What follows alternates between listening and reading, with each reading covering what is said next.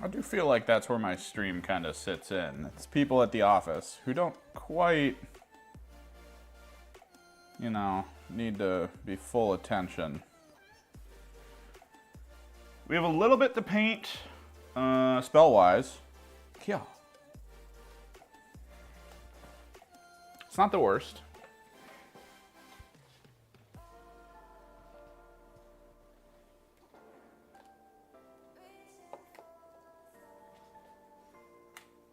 Like, these are for the most part done. I love how they turned out. We just gotta do the basing on them, which we can do along with the other ones. The other ones we have to make some decisions with. I think I have to do corrective white around the outside here, which we can work on a little bit. The spheres, I don't know. I want to try to, like, do some stuff. Like, I don't know. Because I'm looking at them and I'm like, yeah, I could leave them like this. Just do the base color. And maybe we do. Or I can assume that this, like, weird stone-like thing in the middle, even though in the image they try to make it look like light, it doesn't really feel that way to me. So I could, like, make it some gold spheres that are, like, electrical or something. Or, like, some silver spheres. That could be cool.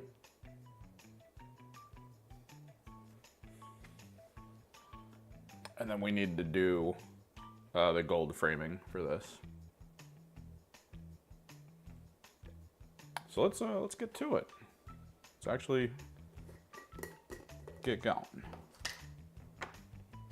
Yeah. I'll throw the rest of the spells back here.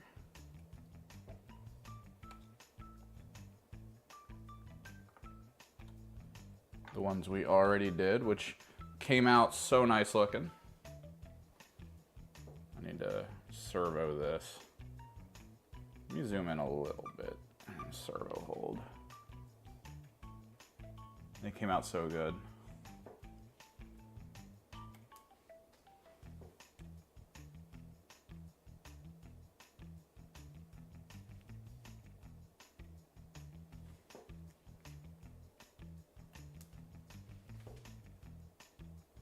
The chrome on the blades, so shiny.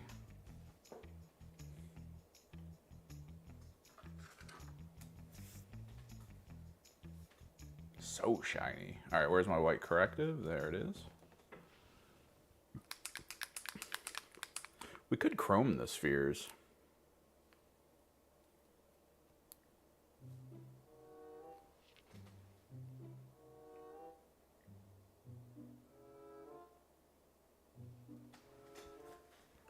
Don't know how I feel about this song.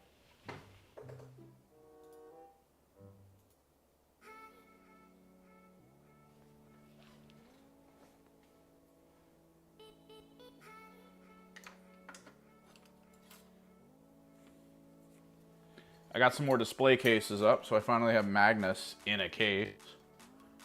I gotta get more cases next month.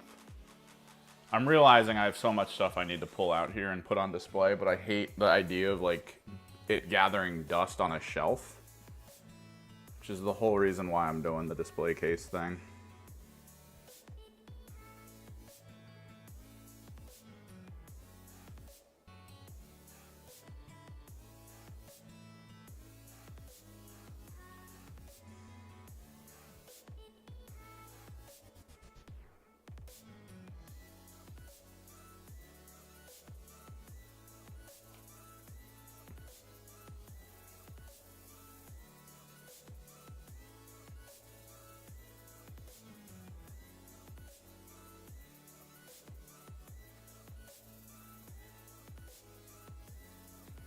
Hey, you guys doing good? I had to get like a slight cooldown after this weekend.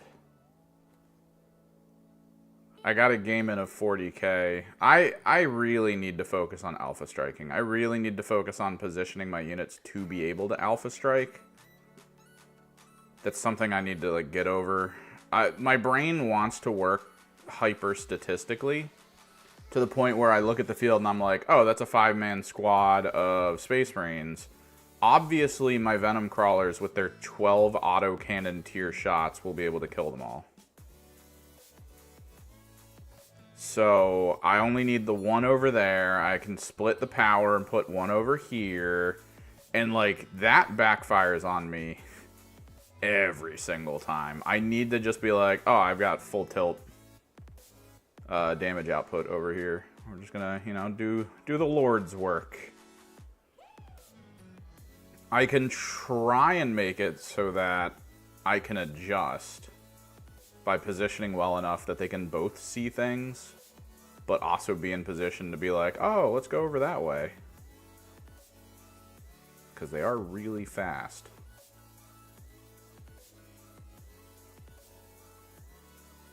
But it's something I gotta work on.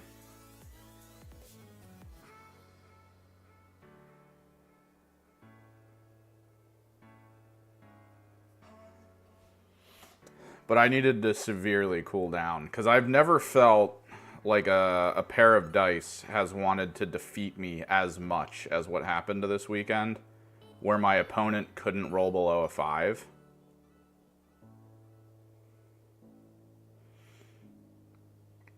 And, like, my thing is, I really wish, genuinely, I really wish, like, weighted dice wasn't a thing, right? Like, I'm not saying he did it. I'm not saying he was like, let me get some weighted dice up in here. But, like, could you imagine a world where weighted dice just wasn't a thing? Tabletop games would feel so much better to play. Because at no point could I have that question or doubt in my mind.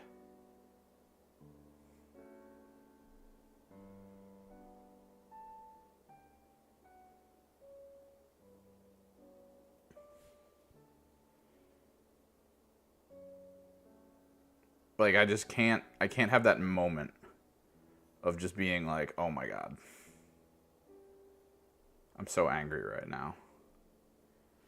Because the whole time I was watching him roll his dice, like, seriously, for the first, like, 3 rounds, anything I shot with enough AP to put it to a 5+ armor save, and I always made him save, like, 7 times. So, like, I was rolling decently, and I was expecting to get some kills. Like, it's kind of a mindset I picked up from Kill Team. Killing the whole unit doesn't exactly matter if it's not important, right? Like, there's moments where killing a whole unit is like, oh my god, this is the ideal, I need this. This is 100% the thing I have to do, sure. But then there's times where it's like, I can strip that unit of some power and then not care. Like, it's not going to do enough in return to harm me. It's not going to be in a position to cause problems. We're good. You know, we're good. Like, I did kill one of his more important damage output units at the beginning of the game, and that was fine. But then, like, from that point forward, his Dreadnought, I couldn't make his Dreadnought make a save. Like, or fail a save. Like, I couldn't, he just made every save. I hosed it with, like, plasma cannons, with bonus AP. I hosed it with so much stuff. And he was just like, all saved. It's like, Jesus Christ. Meanwhile, I'm over here making, like, regular armor saves. Like, 0 AP armor saves on 3+, and I'm failing half of my saves. Every single time. And it's just like, Jesus. Because it's not even, like, a lot of attacks. It's just like, oh, two armor saves. I'm like, oh, okay. 3+. Oh, I failed one. And every single time. And it just made me sad.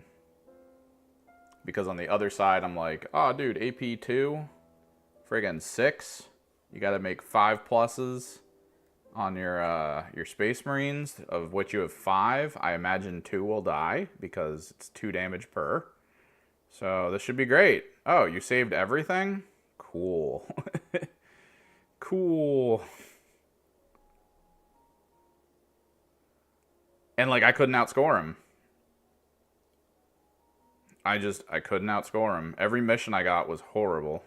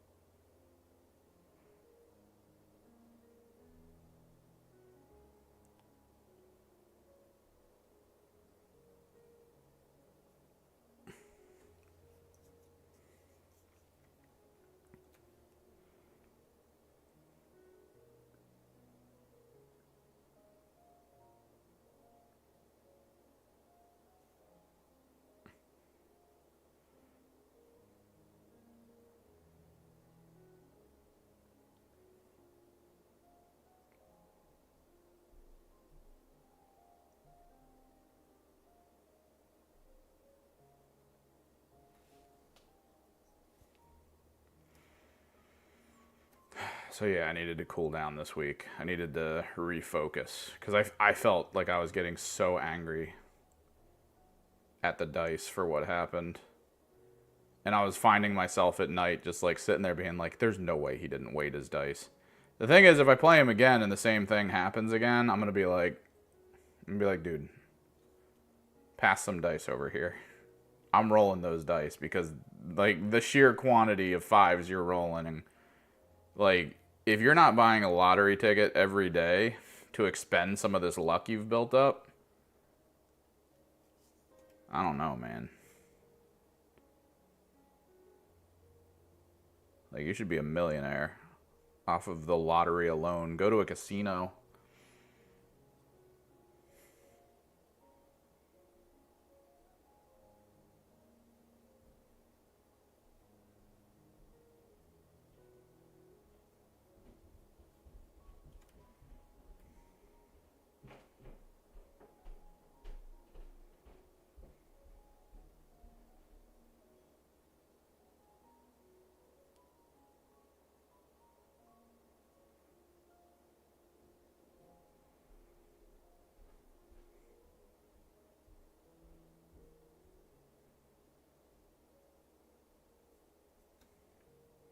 Because, dude, if I start rolling nothing but fives, I'll be like, all right, man. Why are you bringing weighted dice in here?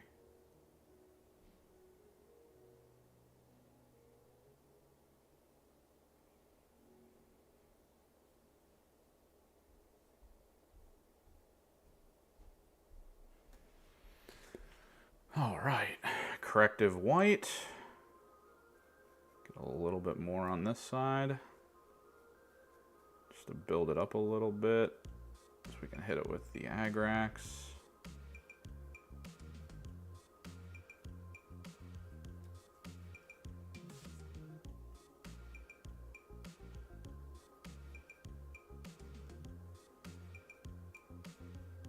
Weren't we supposed to get an FAQ for AOS? Like last week or this week? I feel like we were.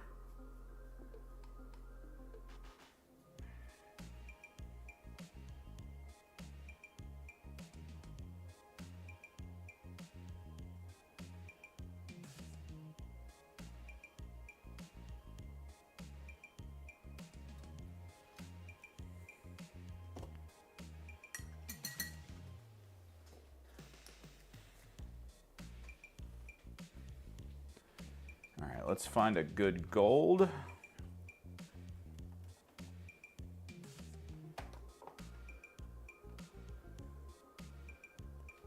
Oh, actually, okay, so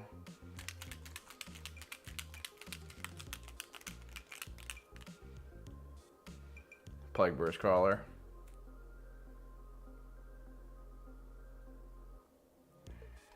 Jesus, you Fortnite people going crazy. I mean, I can barely talk. My buddies talked me into playing Last Descendant because they're all playing it right now, and I enjoy playing games with friends.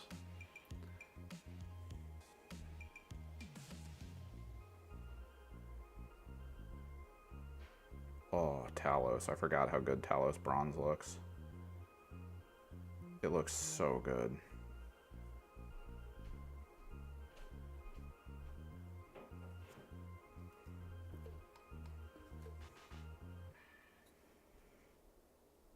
And I've been playing it for 3 days, and I've put in 30-something hours, because games like that are dangerous for me. Games that are like filled with farming for parts and min-maxing and all that. Those games are insanely dangerous for me. I put 2,000 hours into Warframe over the course of its lifetime. And I really shouldn't have. Like, I was playing Warframe in my without friends. Like, there were no one left to play with that I knew as friends, and I'm still playing it because in my brain I'm like, I gotta keep up, I gotta keep playing, I gotta keep farming, I gotta get parts. And it took me so long because I was doing that the whole time while also thinking, what am I doing?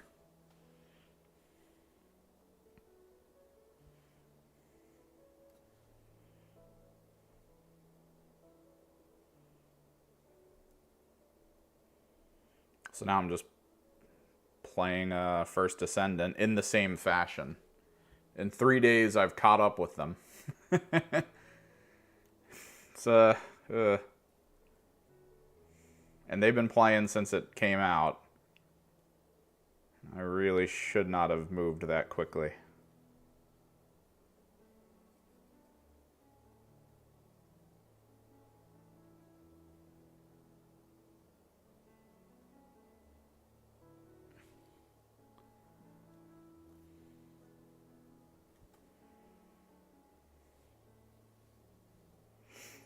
Oh, dude, I got the battle pass for frickin' First Descendant, and it's the same thing. You've got missions to do, levels to get. I'm already caught up for the most part with the first like 7 weeks of quests. Some of the ones I can't easily catch up with right now are simply because the numbers for what you need to get the mission were so ridiculously high. Like, straight up, they were just like, you need millions of gold. Like, or no, it was like 1 billion gold or something. Which I've had like 5 million gold so far, I think, is where I'm at.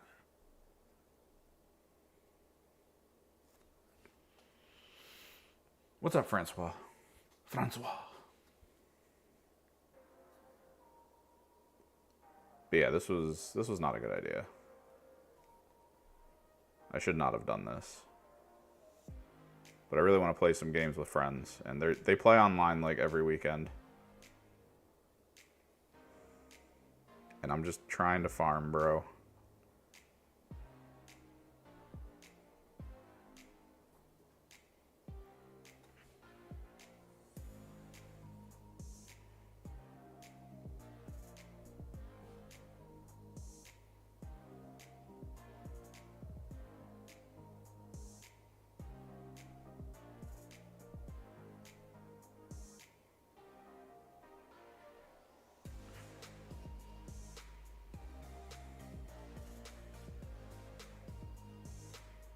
God, that chrome paint looks so good.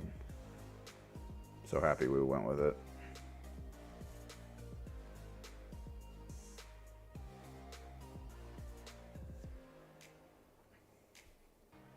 I kind of hate it because this is really a Korean MMO. Like, it's genuinely a Korean MMO. So, like, some of the things I want that I need to farm for, I have been farming. Like, I've put maybe 2 hours a session into attempting to farm each of the core things I need. And I still haven't gotten them. But I've gotten, out of nowhere, completely randomly, similar difficult to find versions of, like, other people's stuff. Like the enhancements that you can get. That like transcend your abilities so that you have like a more advanced version of an ability with how it interacts with everything. And like I play one character because my friends need a tank, so I'm playing one tank. I kind of am leveling other characters for like just like general things to do, so that because a lot of them are really good at like farming and stuff, so I might as well have them. But when it comes to who I'm focusing on my tank. And he's the one I need 3 different super upgrades for. And I found 0 of them. And I farm each one of them every single day for 2 hours. Meanwhile, my farming characters that I've randomly picked up while playing all have enhancements. It's so annoying. Oh, nice. I hear Deathwing are good. I hear they're really good. People have discovered some great concepts with them.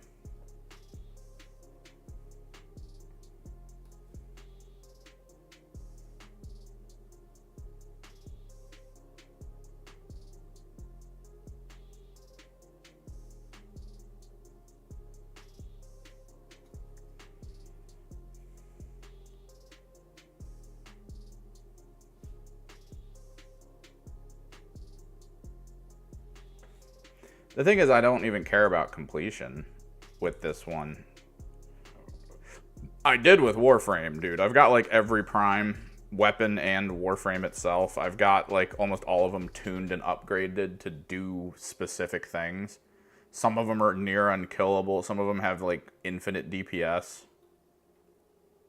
Some of them are AoE focused. Some of them are single target. Like, I have so many different frames completely built and tuned.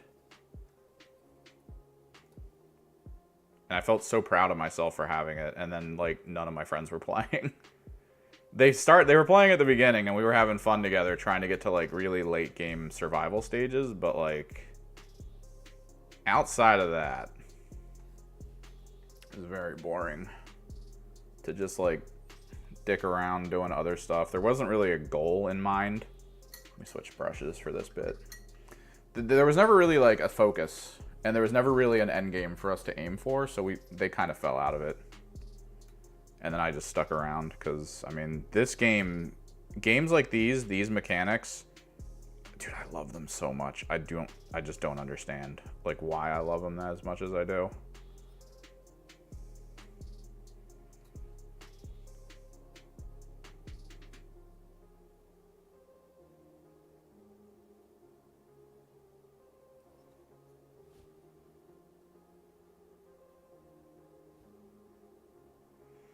Yeah, that was another one.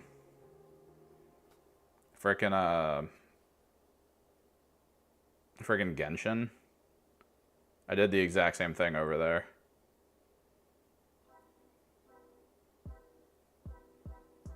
Made sure to run dailies every day. I pulled for a lot of characters. I built a ton of list comps for damage output potential.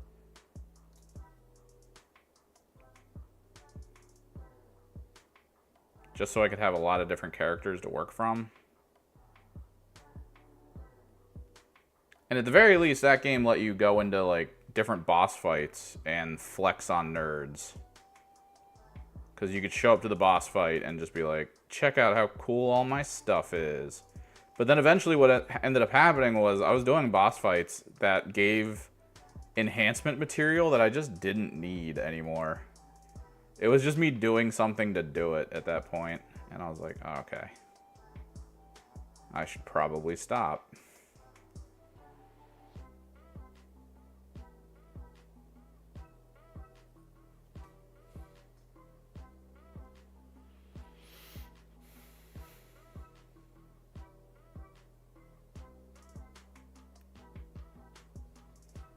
Oh, that's good. It's a lot of stuff. I wish I had cool stuff like that on my Thousand Sun units. Man, it sucks to think that that rumor of the leaked roadmap for upcoming codexes is wrong, because I was actually... It's so weird because it lines up so well with things that have been going on. I mean, Blood Angels was coming out, and like we didn't really get to see the fact that their codex was like on a roadmap. So to see it at the beginning of the roadmap was kind of like, oh yeah, this could be a thing. And then to see Thousand Suns, knowing full well that there's that rumor that we're getting a new automaton, like that's been circulating, so that felt right. That's one of the situations, because people who try to make fake things base it on information that's already out there, try to increase credibility.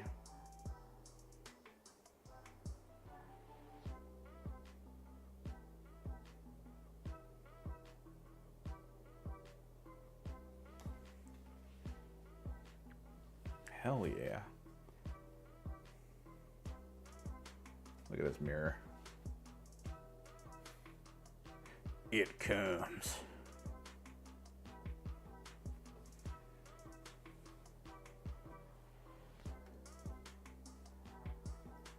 So the question is, do we follow in suit and continue to make the same exact mirror? Or do we pick another metal? Kind of throw off the idea.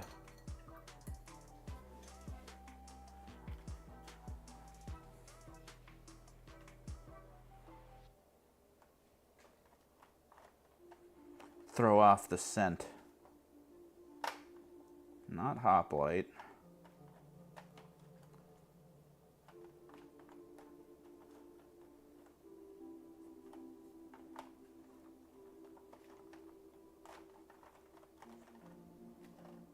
I should have a loot gold.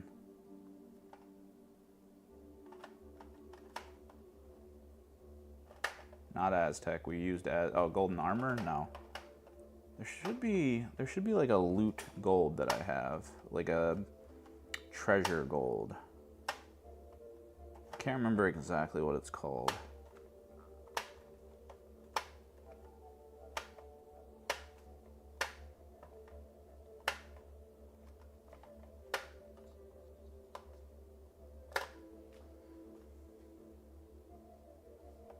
I don't want to do enchanted steel.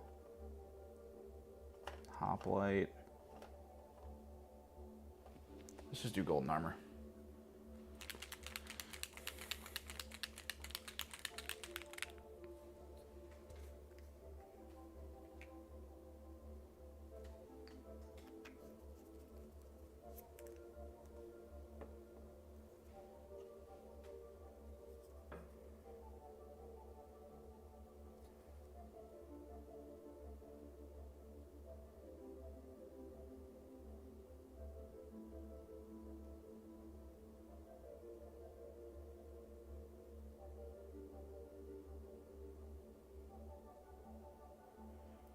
Kind of love that you can see the brush in the reflection on the chrome paint on the mirror. Like I'm just painting through and I just see the brush coming in.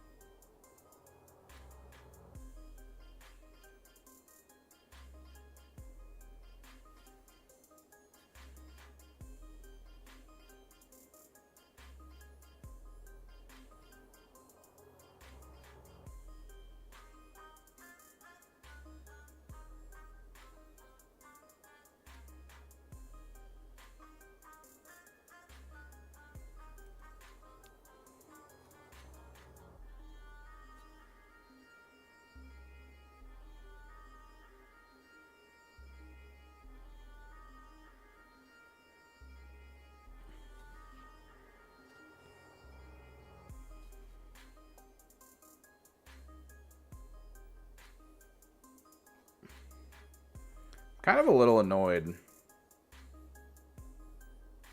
So when I was first building my list for Thousand Suns, I had an idea in mind, right? I was like, oh, this could work. But I was kind of steered away from it.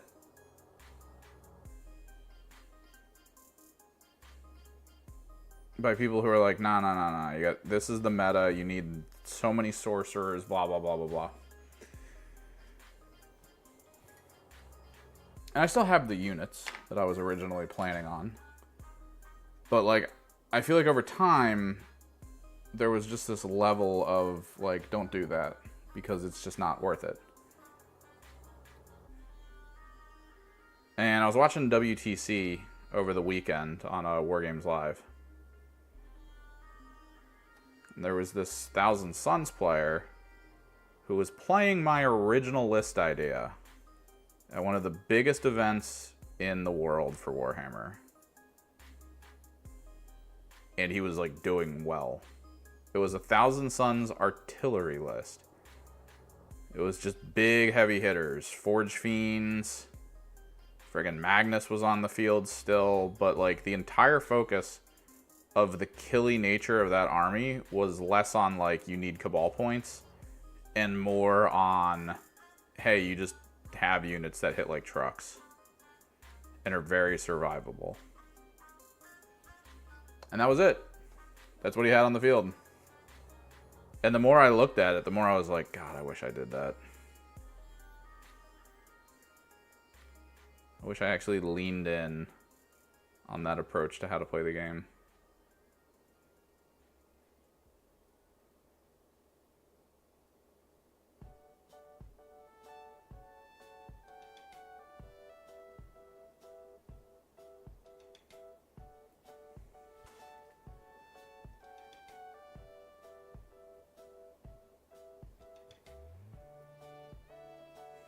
That's the thing I'm starting to come to as a conclusion.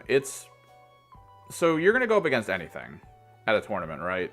So no matter what list you pull together, even though people are like, this is the best list because it's the most well-rounded and capable of dealing with the most amount of things, the problem is if you go up against a list that is hyper-focused on whatever kind of your well-rounded nature is, at like killing that, you're done, right? Like, it's over. You've got nothing. It's just, that's the end of it for you. So there's this notion of like, maybe like see kind of the whole picture, right? And be like, all right, this is how I want to build. I want to be able to deal with like this kind of a thing with my list. And for everything else, I'm going to have to kind of gimmick some stuff just to survive and go to places I need to go to get points.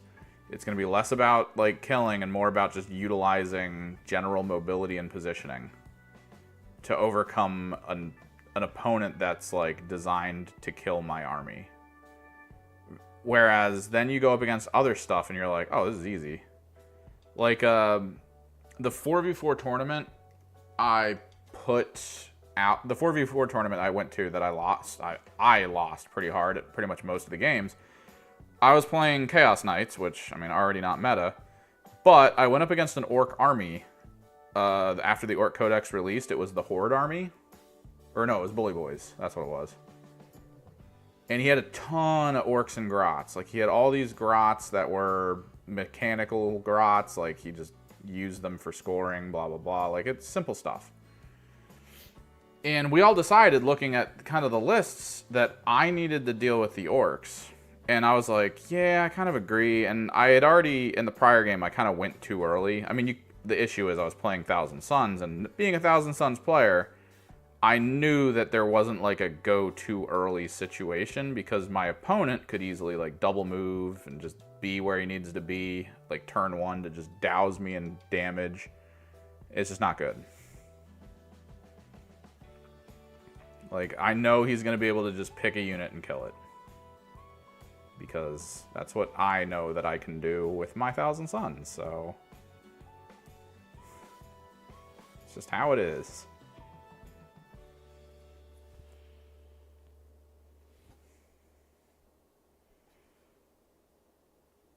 But then I went up against the Orcs, and I'm pretty sure I won that match, actually. I think because my opponent hadn't really played the game in a while, he made some very basic errors that I wasn't paying attention to, which kind of is on me as well. I wasn't paying attention to what he was rolling for his morale checks, because I'm pretty sure he was failing every morale check he was throwing, and then declaring that he was cleansing the objectives and stuff, like with units who were battle shocked. So like, I think he had way less points than he did, because like, I picked him apart. I went like IQ 5,000.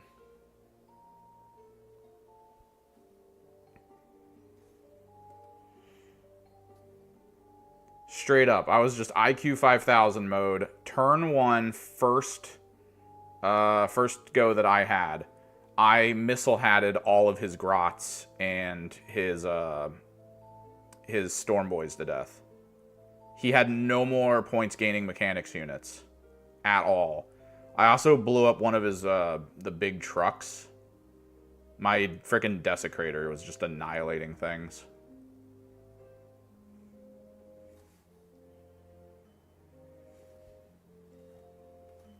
So, and then all the units he had on his front line were missing individual models, which meant he had to take morale checks for being so close to me at a -1. Which I'm pretty sure he was failing the whole time now, because the whole time he was like, I made it. He was just rolling his battle shocks, and he was like, I made it. And then in my brain I went, yeah, this is what people talk about all the time with Chaos Knights. Battle shock mechanics are so stupid because like it's impossible to not make them. But then I started really thinking, and I was like, wait a second. There's no way Orcs have huge morale. Being a Horde army and having massive morale is like not a thing. And then I saw him roll, he rolled like a 5. And he was like, I made it. I was like, there's no way. I was like, dude, the morale on orcs is a 4? Because you need to roll a 5 to get it? And he was like, no, it was like a 7 flat or something. And then it goes to 8 because of my aura.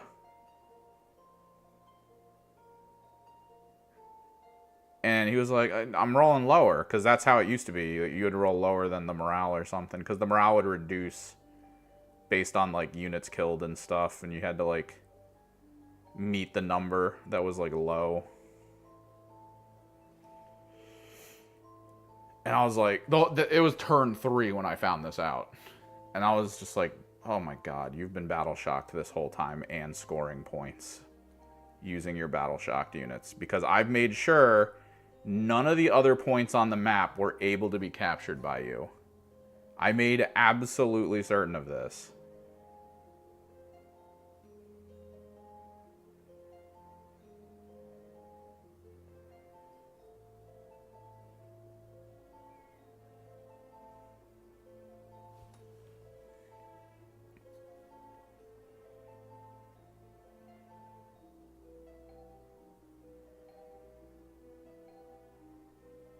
And the only thing keeping you in it is the fact that you were cleansing points that you shouldn't have been able to cleanse.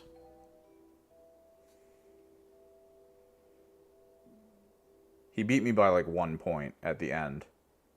And just knowing that he didn't know how Battle Shock worked the whole game. And that he'd basically been failing Battle Shocks and saying he wasn't failing the Battle Shocks. Oh my god, that would have been my first big tournament victory. Because, like, I would have had, like, a 10, 15-point lead on him. I would have put points on the board. Instead, I was, like, second worst at a tournament. It's like, no. I don't even think you can do that. Let me think. It's definitely 10-mans.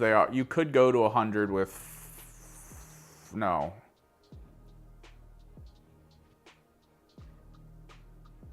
It's 10-mans. You can go... Is it 10 or is it 20?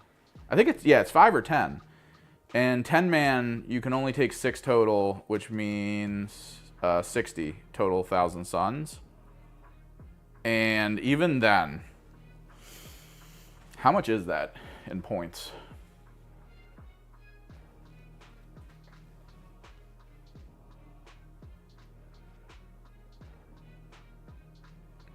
From your already existing collection, or are you going to be painting something new? Do we want to tone this mirror? I think we tone the mirror. Ooh, nice. I like Demon Princes. Demon Princes look cool. Is it a custom Demon Prince, or is it like the flat Demon Prince model?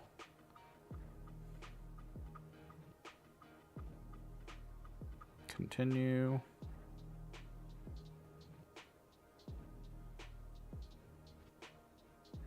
Thousand Suns, Index, Data Sheets, Rubric Marines, Unit Comp.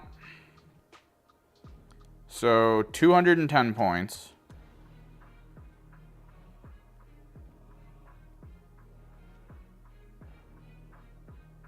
Nice.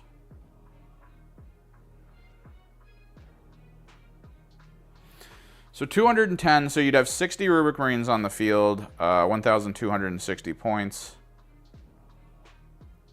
The problem is that they're super slow. They tend to only be so good without leaders. Like, if they don't have a leader in their squad, it's, like, weird. You usually want Exalted Sorcerers leading at least 1 or 2 squads. Ahriman on foot leading a squad, because that's super useful.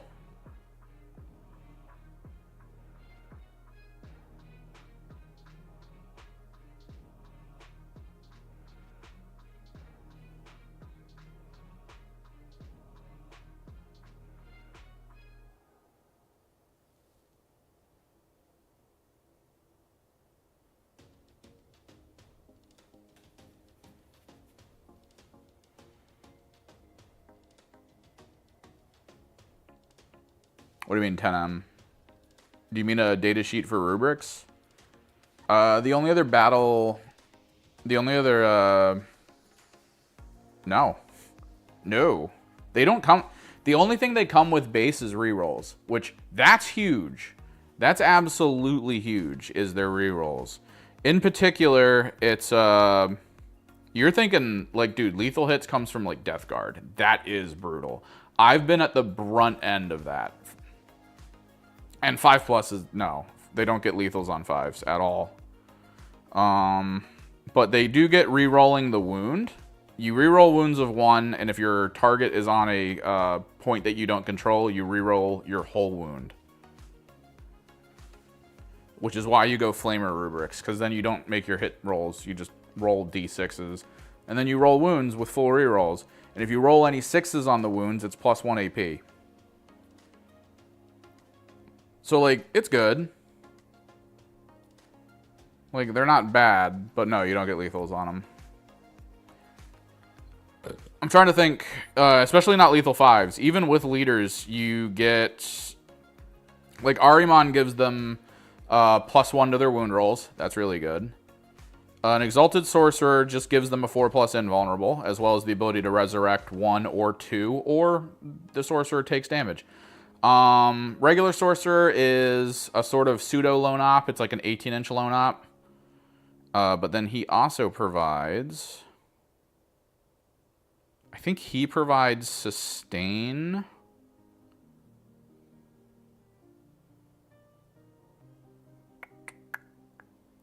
No, he provides lethal, but it's still lethal 6s. I think the who is it? The Infernal Master is sustained.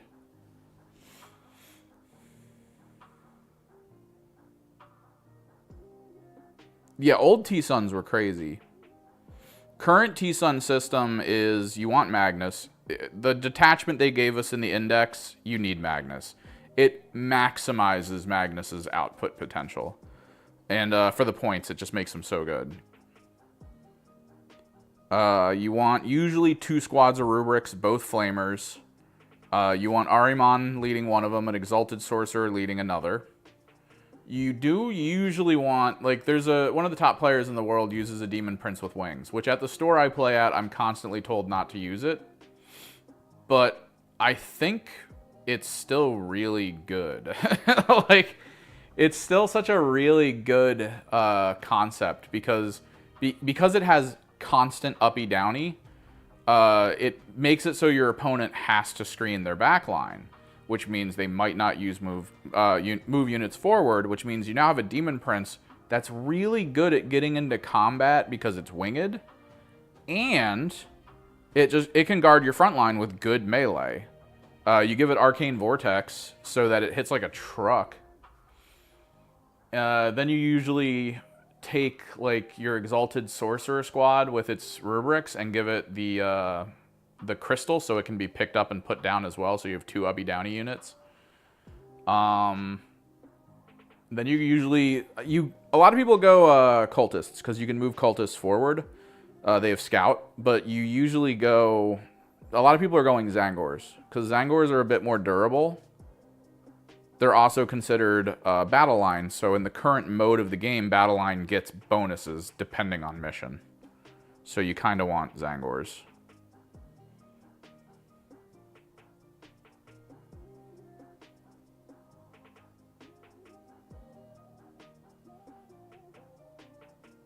What do you mean tank shock? I don't think you... Oh, wait. Which one are you talking about? Demon Prince... the Chaos Space Marine one is Demon Prince with wings with Slaanesh Mark. If you're in the... Or, yeah, no, they have to pick a mark. So you go Slaanesh Mark. Because I think it gives it, like, 2 extra inches of movement. Which is insane. That thing goes, like, 14 inches. You Rapid Ingress that thing frickin' in a pocket somewhere, and then you just bring it in turn 3 or turn 2 if possible. Yeah, the on-charge mortals, that's what it gets. It's based on its wounds. So yeah, you get a Slaanesh Mark Demon Prince and you just slam it down in an area on a deep strike and then just run. and try to get into combat as fast as you can. All right, let me see what we want to do for toning on this. I think we're going to pick a contrast. I think we'll do Dark Oath Flesh.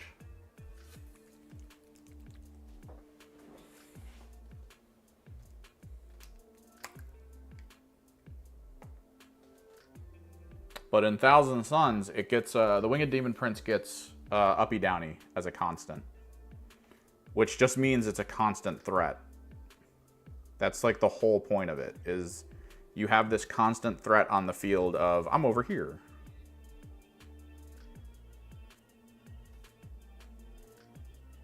And if your opponent doesn't respect it, he can just go score points. Like, it's probably the biggest issue dealing with him. Is just like, oh, I uppied him because you moved and now there's some pockets on the field where I want to go. Now I just have to downy him depending on the mission I get. Or the mission that I have to do right now. Based on, like, just the general mission.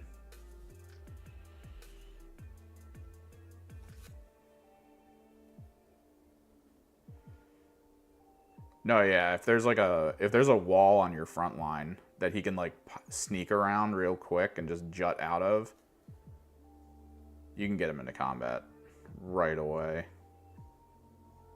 If your opponent has like infiltrators or scouts, you put your Demon Prince on the front line and just go, that's cool.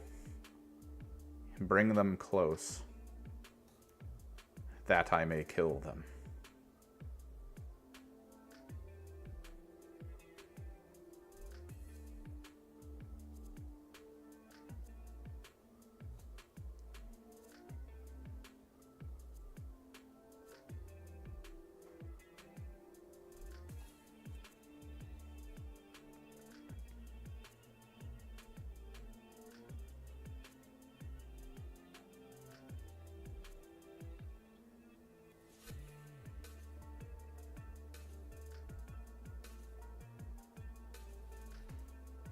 What's up, go for it.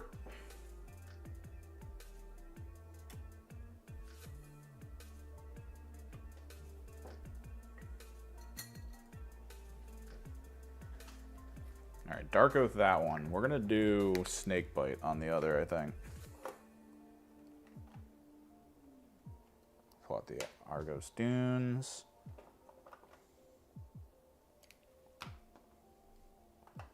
Pull out the Zamasi Desert.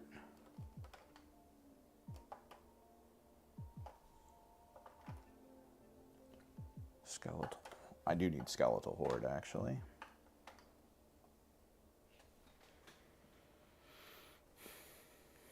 Oh, dude.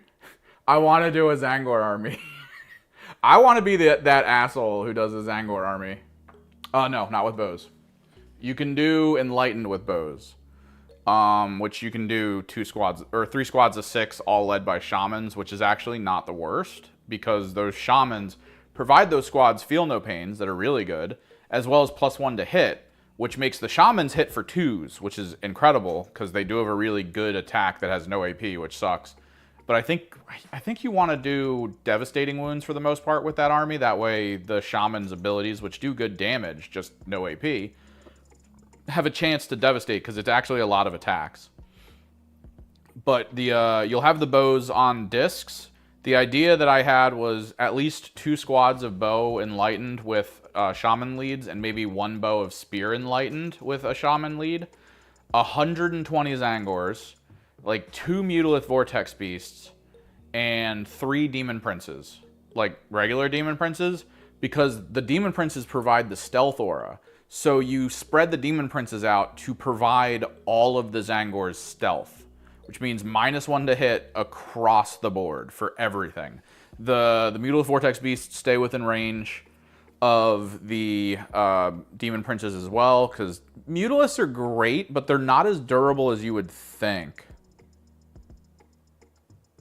They have a pistol, but you always want to go axes, because axes can actually kill elites, whereas pistols and chainswords are practically worthless. Same chance to hit, like 1 extra attack. Oh yeah, it's in my head. I want to be that guy who shows up to a tournament with 120 Zangors and all that extra stuff. I was gonna buy the what is it? The Ozark Bone Reapers have a unit type that's like the on foot ghasts. I can't remember what they're called. There's like the Barghists, and I think one of them's an on foot variant. I wanted to buy a box of those because those are about the size of a Demon Prince. You just have to make the base a little bit bigger, like give it like a stone to stand on or something.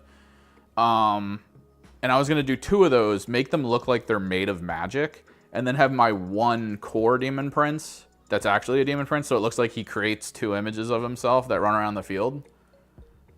So the whole premise is like you just have this big -1 to hit spread aura, 3 monstrous creatures who are really good in melee, with maybe 1 primary, and depending, I might be able to fit a Winged Demon Prince in there as well, so I could give him the Arcane Vortex, making him basically be a tank killer, and have him just uppy downy, like all the time. Just appear somewhere, try to get someplace. Meanwhile, 120 Zangors just running around. 6+ invuln, 6+ saves, all in stealth. I thought it was a really cool idea. I am halfway to that amount of Zangors. Like, genuinely, I'm halfway to that amount of Zangors. And because of the change to Zangors in AOS, I might need to buy more. Because I need to go through my bits, I need to see what large weapons we have access to. Because I need to generate a lot of Zangors with the Great Blades. Since the rebalanced AOS Zangors don't have a shield variant, and it's actually useful to have the big weapon.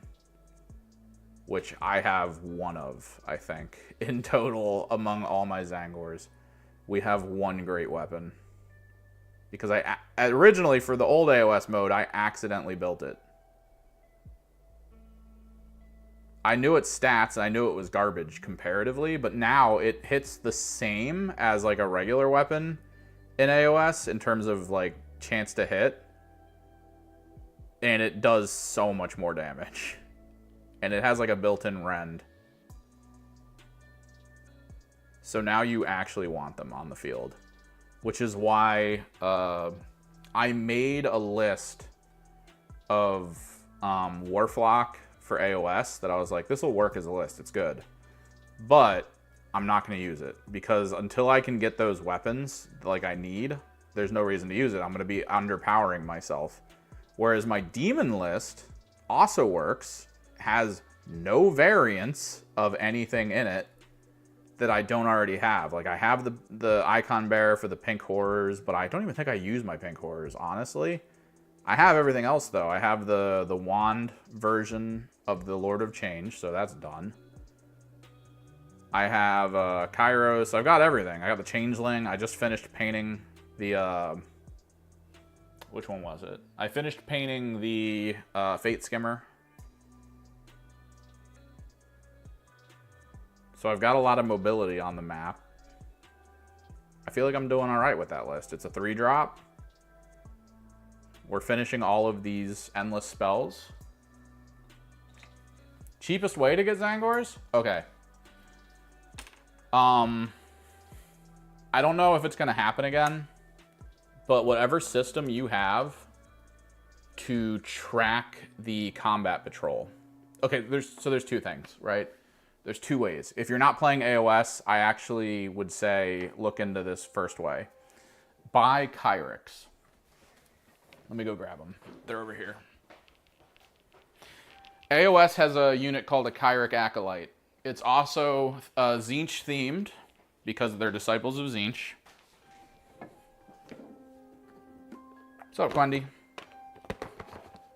So they're Tzeentch themed. So here, let me pull this out. Zangor. You know them. You love them. Goat bird people.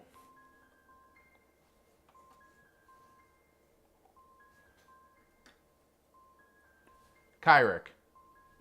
Let me put this box down.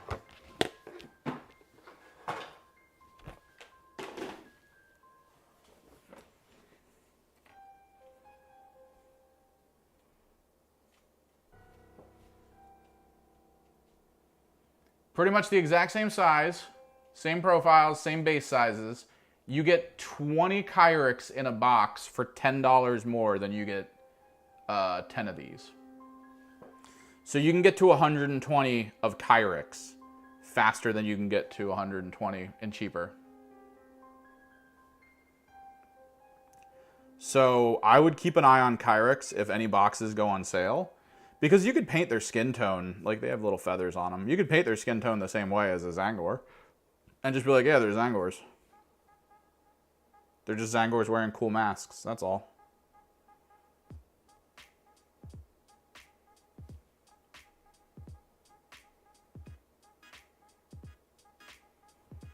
So this is one of my first ways that I could think of for you to get to 120 Zangors quickly, which is a way I was actually thinking of doing. There is another box of Kyrics near me that I could grab on probably discount to grab another 20 Kyrics, which could be useful in AOS, but for the most part, I would use them as Zangors in 40k.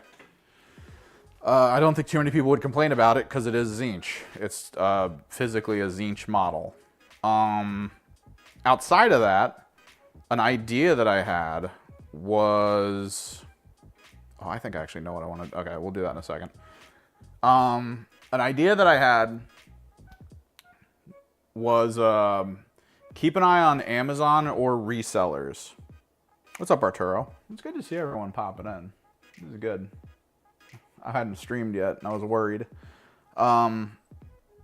Keep an eye on like resellers and Amazon, because the worst combat patrol in 40k is the Thousand Suns one. It's garbage. No one likes it. I hate it. I played in a tournament with it. I could barely... Once anyone figures out the general gist of your army, it's impossible to do anything. You have to get super lucky on your D6 flamethrower, or I think 2D6 flamethrower that you have. If you don't get lucky on it, you're dead. You lose. That game's over. Like, it's so bad. It's just one of the worst. It's so bad to the point where even with Combat Patrol becoming a thing, Amazon, there were people selling that Combat Patrol on Amazon for $60. And that is 20 Zangors, 5 Terminators, and a Infernal Master. If you don't play Thousand Suns in 40k, or even if you do, you're getting Terminators. You're basically paying Terminators for 20 Zangors and Infernal Master. It is. Because the Death Guard one, you can actually go to the middle of the field and just, you don't die. Like, you're going to just stand there and not give a crap. You're going to win. Like, on sheer not giving a crappery. Whereas they gave me Zangors, and then gave me a bunch of abilities, like the ploys that only Zangors can use. And every single one of them is garbage. Like, they're not good ploys.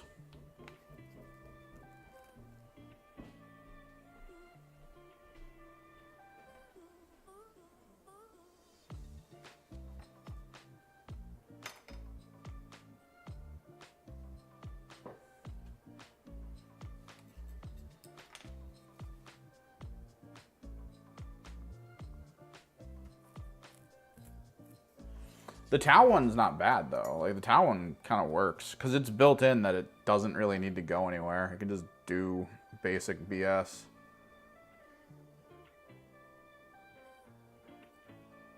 We're going to paint this chrome, and then I'm going to hit it with black contrast paint. Maybe Leviathan blue contrast paint.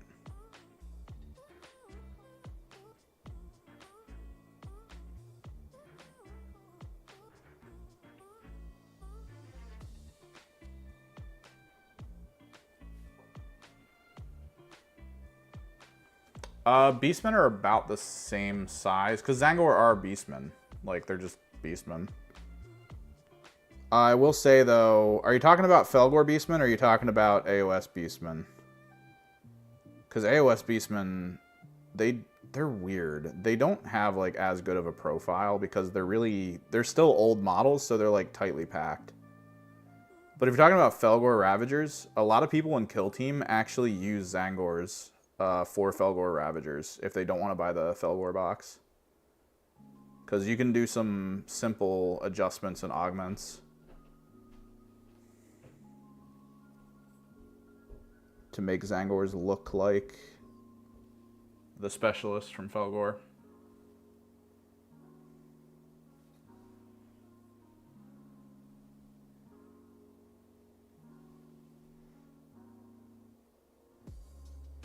No, yeah, but so one of the worst elements of the Thousand Suns Combat Patrol is I have to do one of two things. I either have to sit a model, I think in middle, just spamming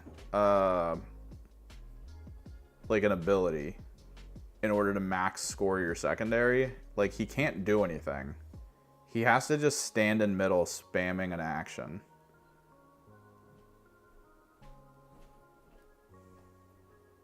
And I think it has to be a Psyker that does it. So it's either your Terminator squad, you just plop it down in middle and then just don't shoot and just perform the action over and over again. Or you put your lone op leader in there and try to hold everyone away from him, which means you lose your best gun in the game. The other option is to kill things with psychic abilities, which means you're going to be spending a lot of points on Overwatch because you get points every phase you kill something with a psychic ability. So you have to try to kill something every possible phase that you can. That's your fight phase, their fight phase, your shoot phase, their shoot phase. You need to be able to kill stuff every single phase with a psychic ability or attack, which means force stabs are part of that. And every time you do it, you roll a d3. That's how many points you get. So you could roll ones the whole game and you're going to lose. Which is what I did, like every time I tried it. And the fact that you RNG your score like that just makes them one of the worst teams. On top of the fact that Zangors do nothing but die. Like, they actually can't kill stuff. I lost a squad of Zangors to Imperial Guard. Like, regular guardsmen.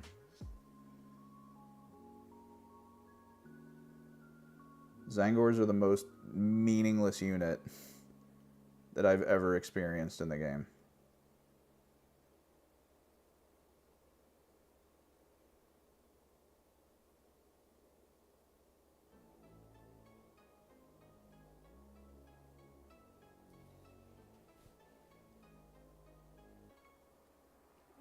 Nice.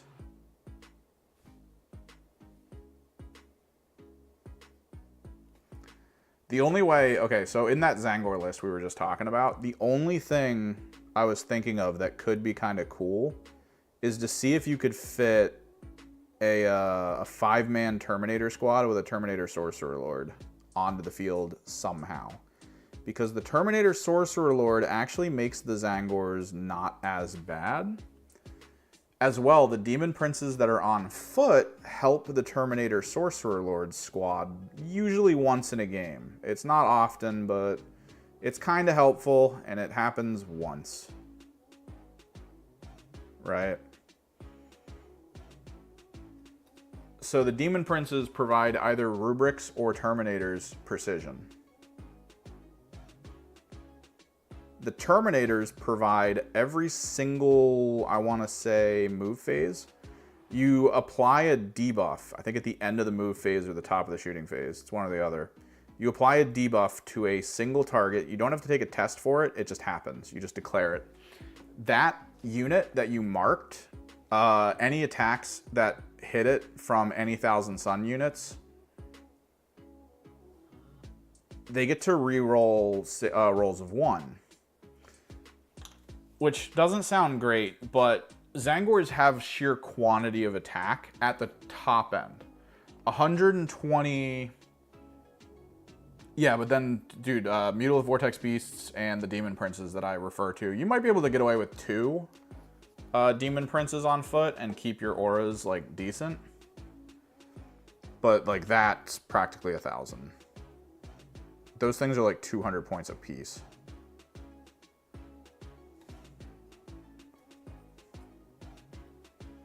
And then Enlightened. Enlightened are probably some of the most useful things, but you need to, like, mitigate how many you want. It's very difficult to say what you want out of them, because I've done incredible things with Enlightened, specifically the bow and arrow ones. The bow and arrow ones are great at times. I fought an opponent who put all of his characters on foot with their squads. I got turn 1, and I had 2 separate squads of Zangor bowmen with shamans leading them. I put both of those squads in position to be able to shoot the leaders out of those squads, and I did, because they do good damage. They just have to hit. I think it's like AP 1, damage 2. They're like a 2-shot autocannon that has precision and lethal hits.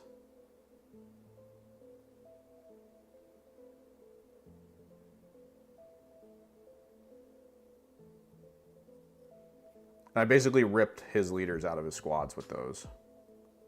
Turn 1. Like, he lost all of his buffs in one go. But I mean, that's super risky and rare. I do think the focus is on the main demon princes and the Zangors. I feel like mechanics-wise, you could probably get away with 2 small Enlightened squads, because they'll be able to get around and, like, go to where they need to go. They cost way less than Zangor units. So you could easily go fishing for points with those, and then have your Zangors, like, position well to not get shot, and just go from there.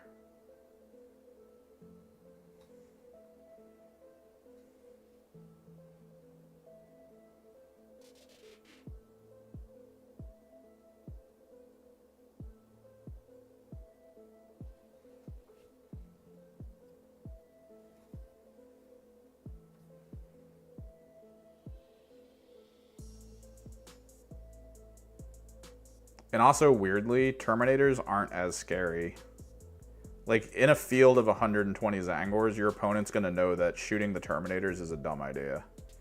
So it's kind of like a fun psychological thing when you're playing with that many Zangors, of, like, deep striking a Terminator squad somewhere and just being like, there's no reason for you to shoot this. They don't do a lot of damage. All they're doing is getting me points.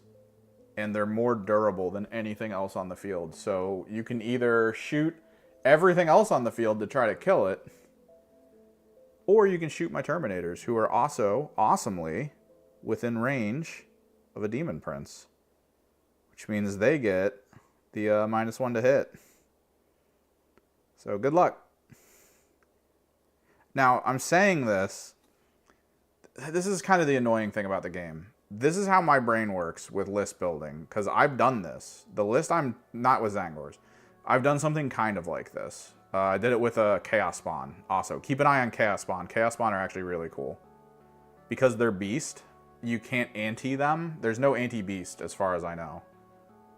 There might be like one-off anti-beast thing, but like no one uses it because there's practically no beasts in the game that makes it worth taking. So going Chaos Spawn, it's a 2-man unit, never takes a morale check. The trick is the Chaos Space Marine ones suck, which means the Thousand Sun ones are probably going to suck again, like once they get their codex. The Thousand Sun ones have OC, I believe, which means you can do stuff with them, whereas the Space Marine ones had their OC taken away. So you no longer have mechanics units.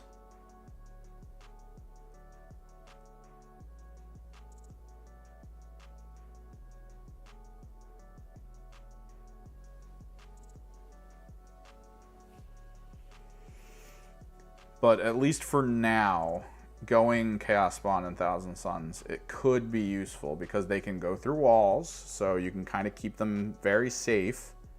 And it's a tiny amount of points that's a lot more annoying to kill than most people expect, that you could run onto a point with. And then if you keep a Demon Prince within a certain range of them, it's -1 to hit, they get their Feel No Pains, they regenerate. It's fantastic.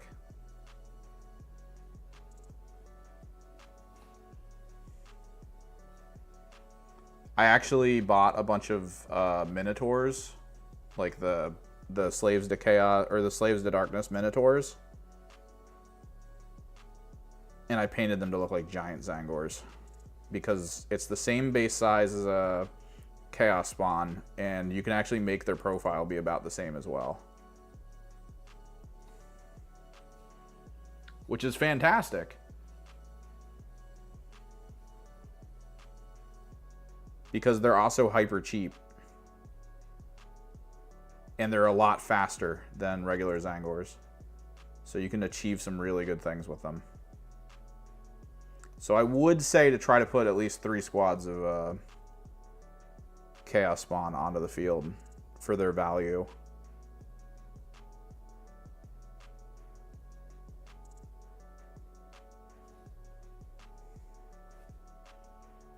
Yeah.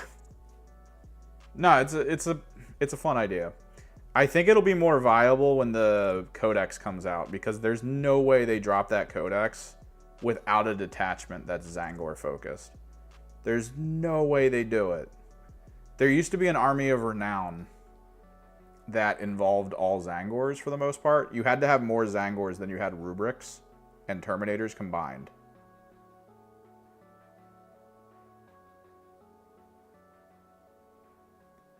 The fact that you were using Zangors also, I believe, got rid of your invulnerable save, but it gave you like a 4+ feel no pain.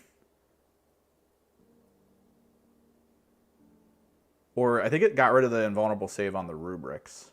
I think it was like every invulnerable in the team was a 6. And then you got like a 4+ feel no pain or some BS, 4 or 5.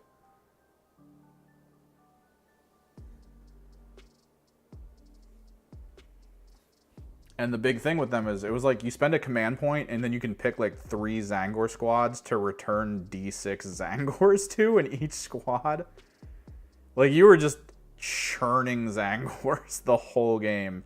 There's no way this doesn't become like a thing in the codex when it drops. At which point, hopefully, maybe I'll have my 120 ready to go.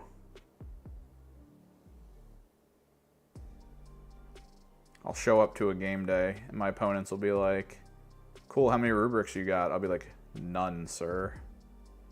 Behold, the blue tide.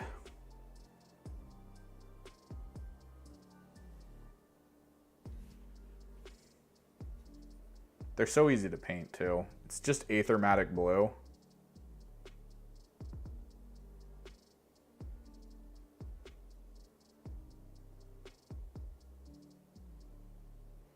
Like seriously, you airbrush or you prime them white. You basically go over the entirety of it in Aethermatic blue. Like you can try to limit to just like where the flesh tones are on the outside, because like it's not that big of a worry, honestly.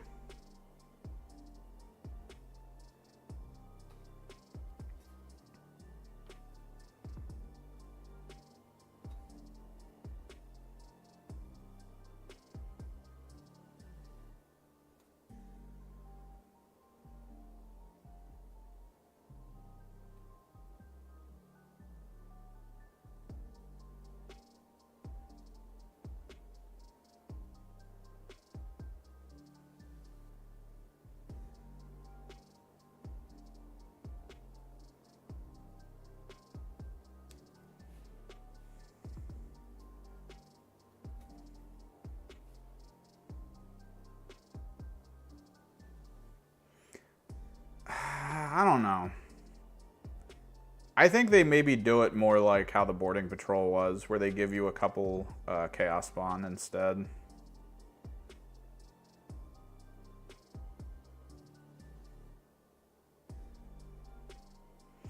I do think, okay, so I think there does need to be a detachment, right? Within the Thousand Suns book that does more with demons. I think they need to, because the Genestealer cult made me think about this. Because Genestealer cult used to be a full-on ally, or used to have like that Brood Brother function with Imperial Guard, right? And it was just common. You could take like a quarter of your army as Brood Brothers or something. This is basic. Now you can't. There's no like flat, hey, you can take Imperial Guard anymore. Instead, you can pick a detachment that lets you take half Imperial Guard, which is way more in allies than what normally happens in this game. So you now have this really interesting access to something that could be just like really strong if you think about it. And now what could happen is that maybe the Thousand Sons, like the demons have that universal, oh, you can take a quarter allies or whatever, but maybe there's a detachment of Thousand Sons that's like, look, you can't take the quarter, you can take half if you want. Maybe it changes the restrictions so you don't even need leaders anymore. And you have to follow your own detachment rules for it, and then maybe it has command point function that works with demons as well as Tzaangors, or just an ability of like, oh, if demons are near a sorcerer in this army or a psyker in this army, they get like +1 to attacks or something. It would be really cool. I have 3 Vortex Beasts. So you would want Demon Princes on foot then at that point, potentially 2, if not 3. It would be a good idea to take a Demon Prince with wings with the Arcane Vortex on top of that. That way you've got that. I would probably then go filling out with Chaos Spawn, just because you can mechanics them for now. You can mechanics them for now until the Codex comes out, at which point their OC is probably going to drop to 0, and then you're just not going to want to use them. Because why?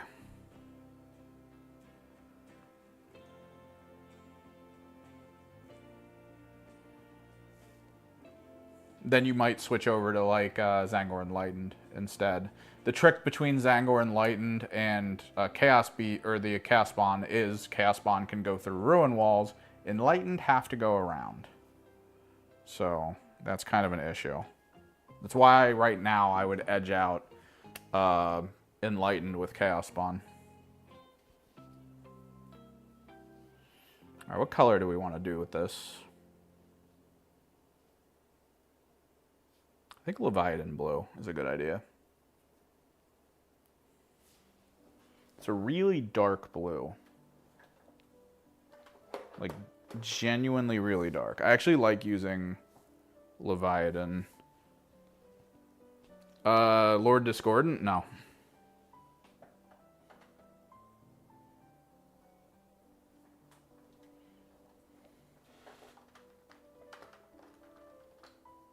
We should, but we don't. I think one blue, one shyish purple. So Leviathan blue, and then I need shyish purple. Shyish purple is like a purple black that I occasionally use when I want to do like a black leather that isn't just straight black. The problem is I rarely use it, which means it's going to be fairly well hidden in this collection of paint I've gathered. I have a lot of Luxion because I was informed that a lot of the Games Workshop stores were no longer going to carry Luxion in this area because, and as far as anyone can tell, this is the reasoning. They checked up on how well it was selling, and when they found out it wasn't selling that as well as other paints, they pulled it from shelves. And you're like, wait, that's weird. Luxion purple's a really good color. Why would it not sell well? It's not that it wasn't selling well. It's that it came out shortly before they tallied everything up to see how it was selling, which meant that they saw like a short-term period of sales for it. So they assumed that those short-term sales were the same as like a long-term sale of like all the other paints, and then just went like, no one wants it. And they pulled it off shelves.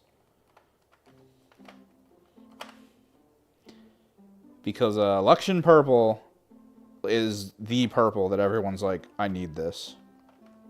It's such a good purple. Sorry, I'm reorganizing my paints a little bit while looking for, there it is, shyish purple.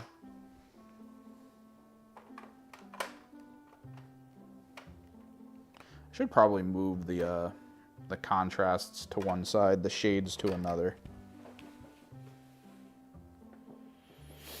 That's the thing. With AOS being rebooted alongside the Thousand Suns not having a codex right now, I honestly think now's the time to do like a Zangor change, like a big. I think you pick one new demon and one new Zangor for Tzeentch, right? Like that's got to be the case. Like imagine a tier of horror above pink, like just like a big monstrous horror that when you kill it, it becomes like a squad of pink horrors. It's just like pink horrors. There you go.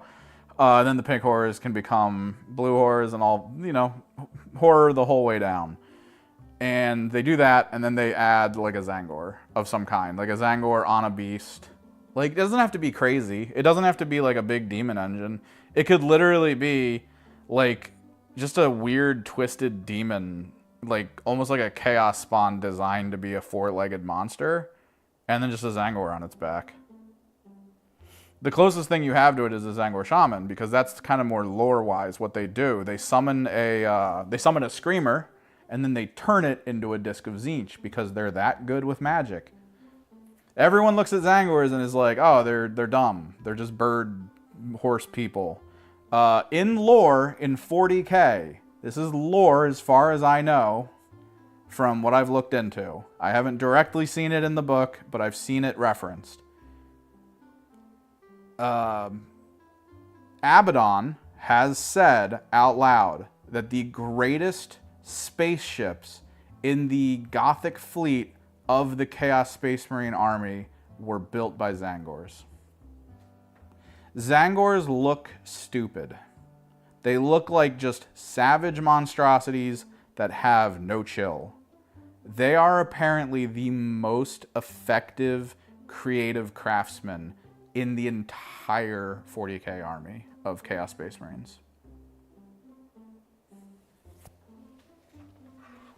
The greatest. It speaks droves when you consider that the Rubric Marines, right? The Marine side of the Thousand Sun Army. The sorcerers, only exalted sorcerers and Ahriman get discs of Tzeentch because they are that good as sorcerers that they were able to convert a Screamer into a disc of Tzeentch. Like, exalted and Ahriman, that's it. Those are the only units that get that benefit. Zangor Enlightened all have discs of Tzeentch because they're just that good. They're just regular old Zangors who are like, oh, let's get some discs. They don't even use magic. Nothing like the Enlightened don't have psychic weapons. They're just regular weapons that are really good.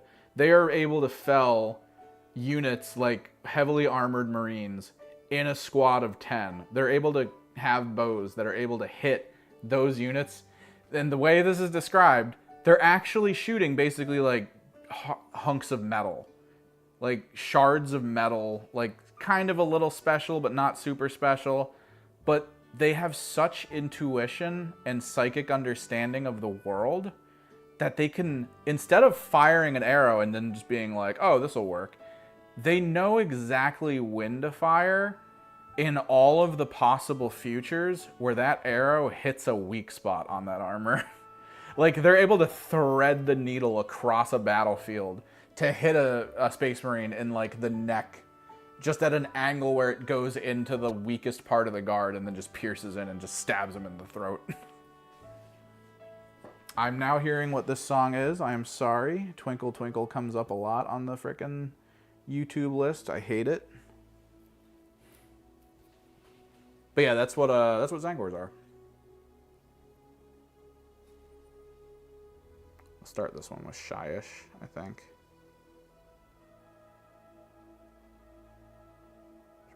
Probably use the bigger brush.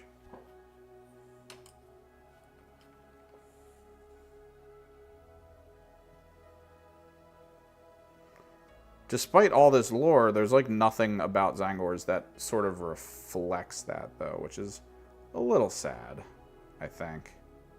It would be cool to see them as an army be like way better than you would expect for just a horde unit.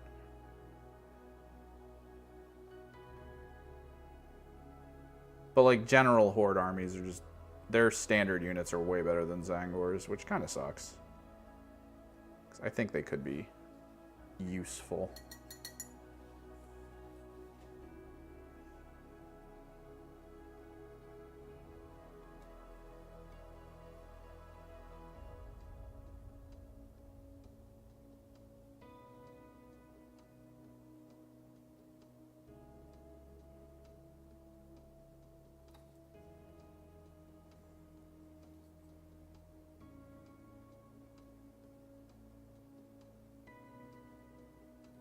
We need to be very careful with this.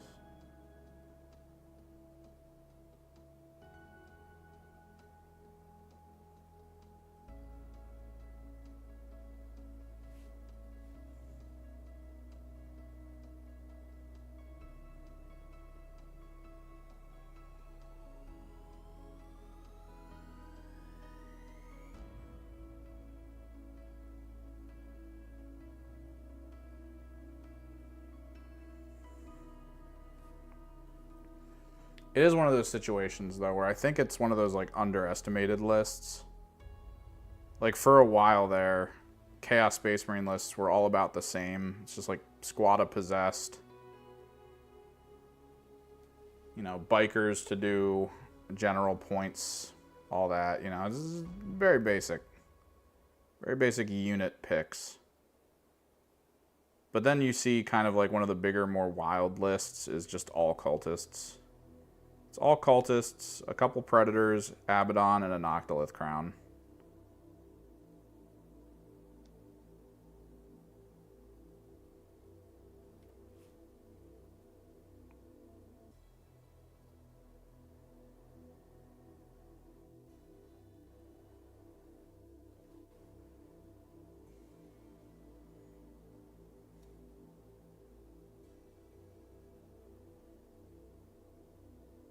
I think like for 90... Okay, so compare that to, I want to say, 3. It would be 3 Infernal Masters. Best flamethrowers in the game. I think that's the way to go. Unless you need the Arcane Vortex with that. I can't remember. I feel like I got in a little late. Because everyone was like, dude, Infernal Masters for the longest time. And then I finally finished painting mine around the time they were like, nah. Just use Exalted Sorcerers, which I already had painted. And I was like, oh, okay.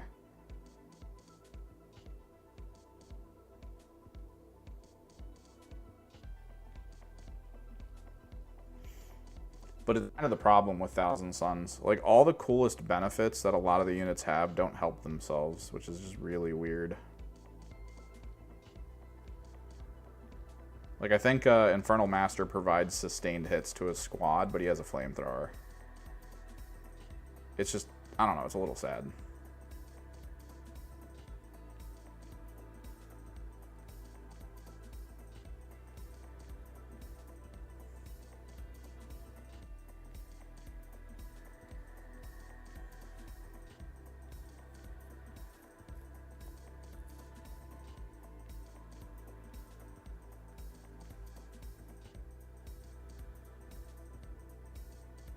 Talking about in Fortnite.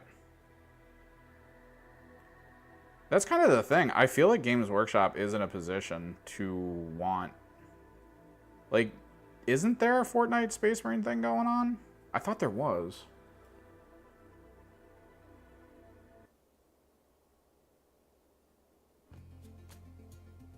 Because there really should be. I feel like Games Workshop would be very amenable to allowing Fortnite and Epic to use like a skin. Like, I think they'd be cool with it for very little cost. For the most part, Games Workshop is all about IP recognition, and they love the idea of just growing IP for like minimal effort. That's actually why you see a lot of 40K games come out of indie studios. It's because the indie studio usually approaches Games Workshop. They want to produce a game in an IP that some people recognize to try to give themselves a boost of sales. And the result is usually Games Workshop being like, sure, here's, our deal. It's very minor amount of money you have to spend in order to access our stuff. And we don't really want too much in residuals either based on sales. And everyone's like, oh, that's actually kind of sweet. I feel like Epic could easily talk to them and they'd be like, oh yeah, here's a minor cost. Because they did it with Call of Duty.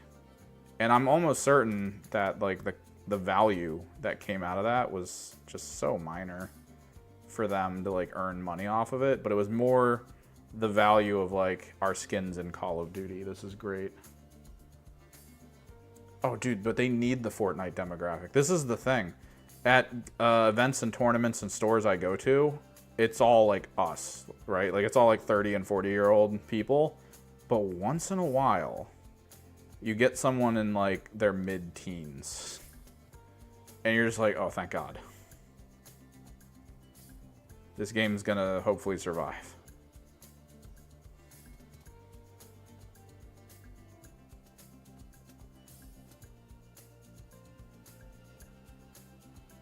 Because right now there's like kids, like middle school kids playing D&D because it's like that recognizable to them. It would be awesome if Warhammer could be that recognizable to them. And the COD community kind of does it a little bit, but the COD community is also freaking annoying as hell. That's something I think they're setting themselves up right now to achieve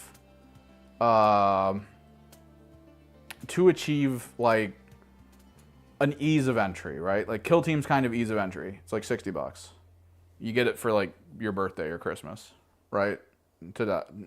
You build, you get some paints maybe from like a starter set or something, and you just build and paint, and you're just good to go. You can play. They're trying to have cheap entry points, which I like. Which is actually why I really like frickin' Underworlds. Because Underworlds is actually a really, really cheap entry point, if you think about it. And it's a quick one, too. I keep trying to play a game of 40K at my buddy's house, but he's still, like, inundated with his day job. So he has, like, no time. And his day job burns him out so hard that he just doesn't want to think.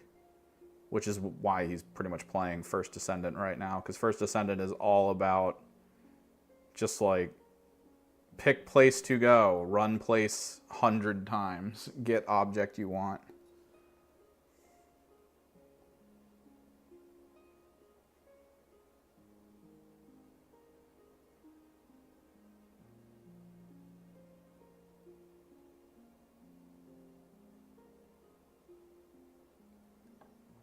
So he just kind of zonks out and plays that in his downtime.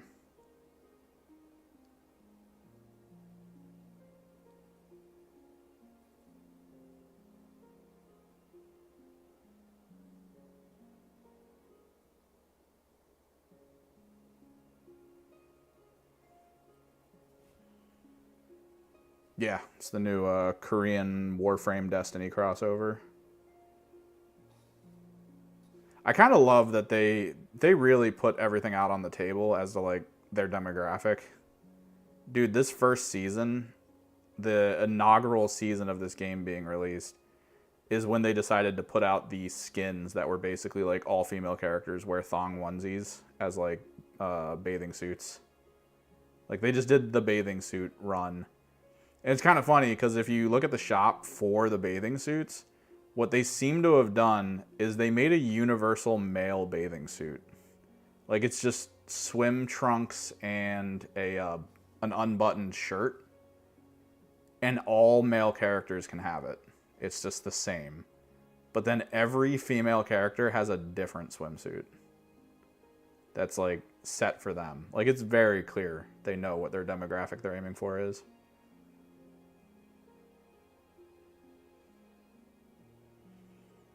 And it's kind of funny because unlike Warframe, where Warframe has it set so like when you're ready to like choose a mission and stuff, you kind of exist in a hub world. So every time you portal into this one room in the hub world. And I swear to God, the way they angle that camera when you portal in, they're just expecting there to be like female characters in that building standing in such a way where like your camera's just staring at ass when you appear in that world. You're just, it's such a weird concept to me that it's like this focused on like that aesthetic.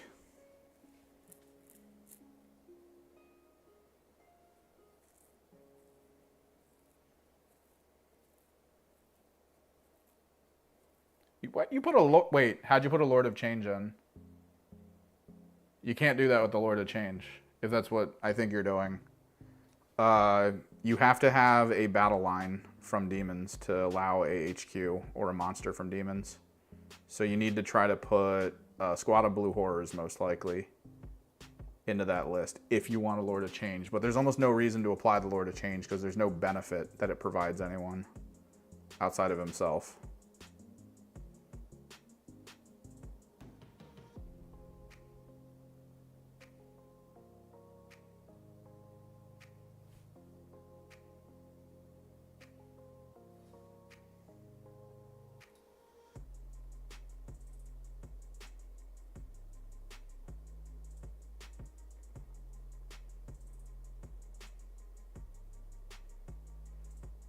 If you're just looking for things to hose stuff down with damage hits, you're trying to find the autocannon range of attacks.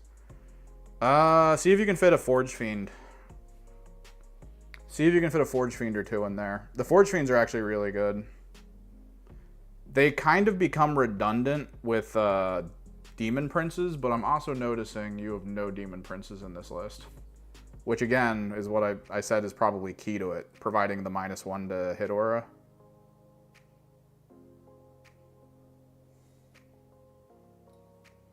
And if you go Forge Fiends instead, the Forge Fiends can pick a target that they hit to have a -1 to hit until the next shooting phase.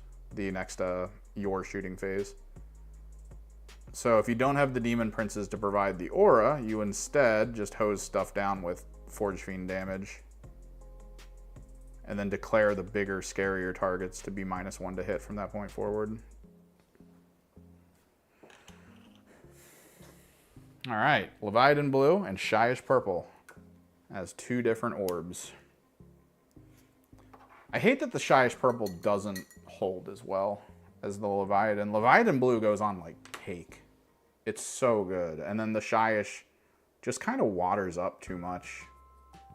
Goes into recesses a bit too easily.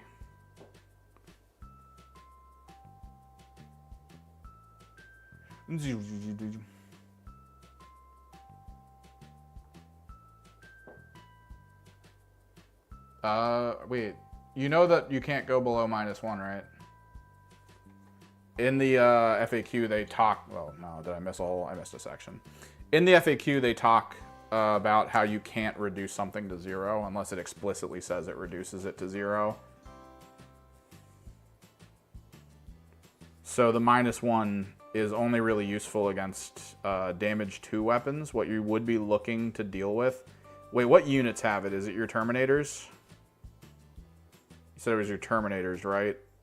Terminators would be 3 health, I think, which means you need 4 damage weapons to 1 tap. Which I don't think there's really a lot of outside of like las cannons, which that's up in the air whether you can hit that hard. The hardest hitting straight weapon I think you can get in the Thousand Suns would be the plasma cannons on the Forge Fiends, which are 3. And you would probably want 3 because it would take, in that instance... Oh, they have 4 wounds? You need 3 damage weapons. It's the plasma cannons. Forge Fiends. Because you need 3 so it goes to 2, meaning 2 get a kill instead of anything else. If you do 2 damage, you need 4 still. But if you do 1 damage, you still only need 4. But if it's a single damage, it's probably has no AP and you're shooting into Terminators, so it doesn't matter.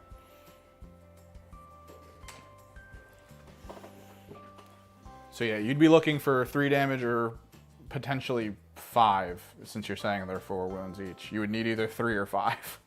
And good luck with 5. That's like complete RNG on a Meltagun or a las cannon.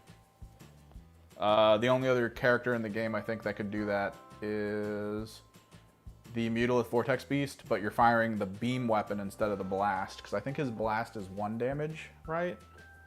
His blast has good AP, but I think it's 1 damage per. Or is that the flamethrower? LM Mutalith. Oh, it's AP2. That's not bad. Still, it goes down to 1 damage, which means you need 4 wounds to go through with the Vortex. Not the worst, because you are firing D6 plus 3. I imagine the Knights are a 5-man squad, so it's technically D6 plus 4.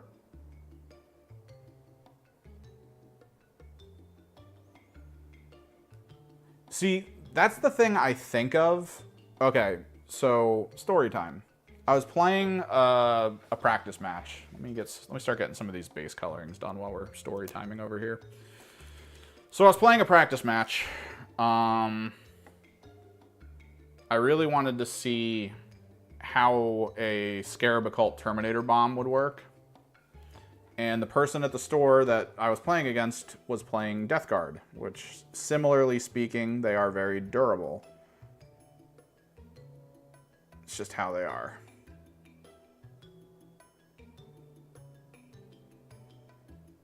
And I went, okay, let me see how a Terminator brick bomb that deep strikes next to something he has gets fully decked out for weight of fire, involving, you know, full rerolls, extra strength, all that stuff. Like, you can tune a 1,000 Sun Terminator squad pretty easily with a lot of command points.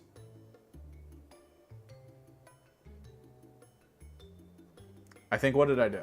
I want to say the leader gave them lethal hits. I think I gave them sustained hits on top of it. My target made it so that I rerolled rolls of 1. I was hitting on 3s. It was still early enough that they were outside of the -1 ballistic skill aura. I had a 10-man Terminator squad, which, if I'm not mistaken, is 2 shots rapid fire. So within that range, it was 4 shots each, with all units, including like the leader, because I even buffed his gun to involve this, I think. So strength 5, 4 attacks each, about 40 shots coming from this squad. Sustained lethal, re-rolling 1s, hitting on 3s. Into a squad of 5 Terminators from the Death Guard. It took every single shot down to the final psychic ability that I used to kill them.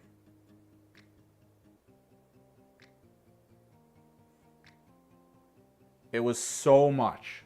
The weight of fire was so ridiculous to just watch none of it happen. Like, they were AP2, I want to say, when you go psychic on them. I think you just get strength. It might have been AP1 still. And out of the 40 attacks for bolters alone, not even like the extra psychic abilities, I could barely kill 1 squad of 5 Terminators. It's just one of those things, man, with weight of attack, that you'll fire into things that are durable, and it's like, ugh.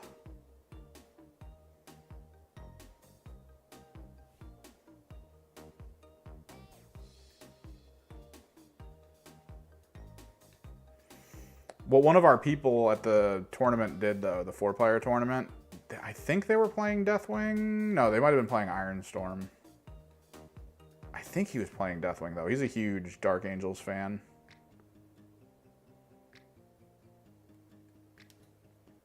But he had, I want to say he had an uppy-downy function, so he might have just been playing Ironstorm. And he was using Centurions. So he would just Centurion bomb over and over and over again. He would just place them somewhere and just mass fire into an enemy squad and then just vanish at the end of their turn. He was doing so well in kills. It was incredible.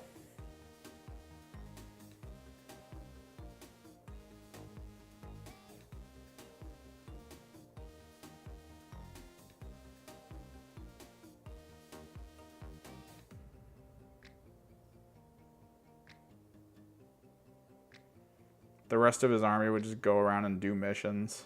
He just had the Centurion squad that would just appear somewhere, kill everything, and then wander off.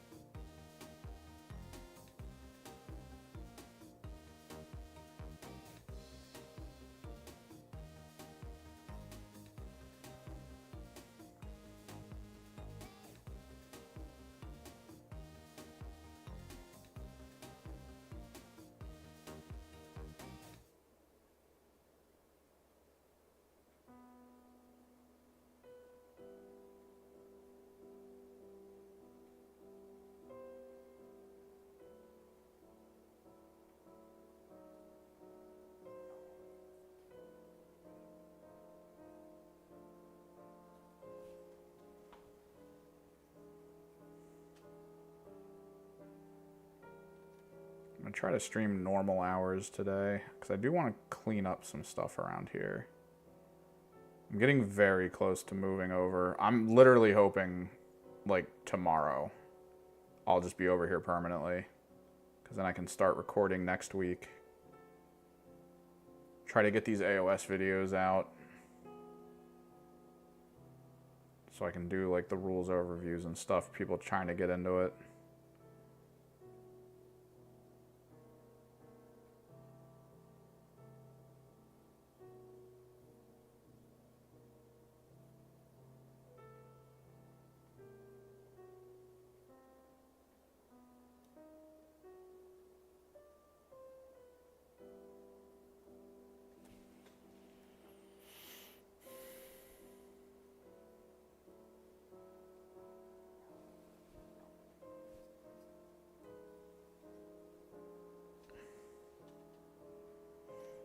Well, so you either build against it, or you can build lists where your list doesn't care, right?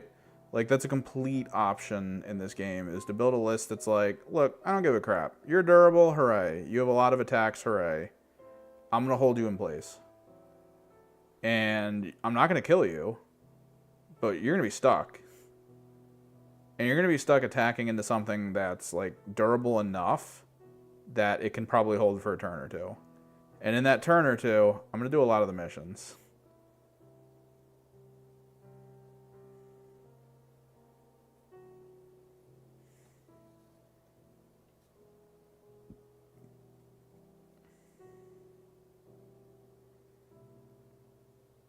And that's kind of like the fun thing. You can build lists that just ignore your opponent for the most part and just go like, oh, I got to be there to score.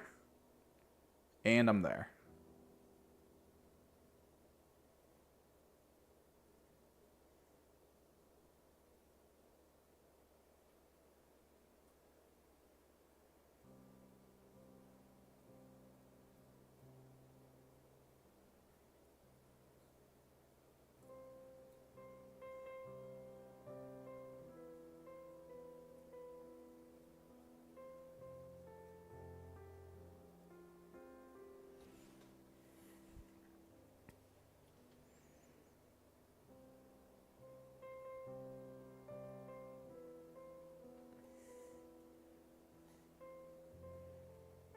Like that frickin' cavalry list.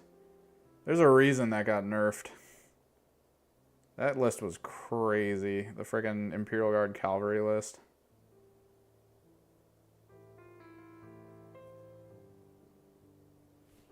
Now you can only bring back one squad because it was just so oppressive.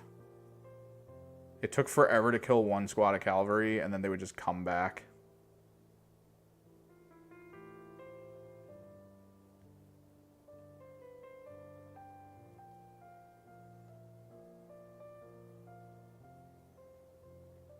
Coming off the board edge and just run at you. Get straight back into combat.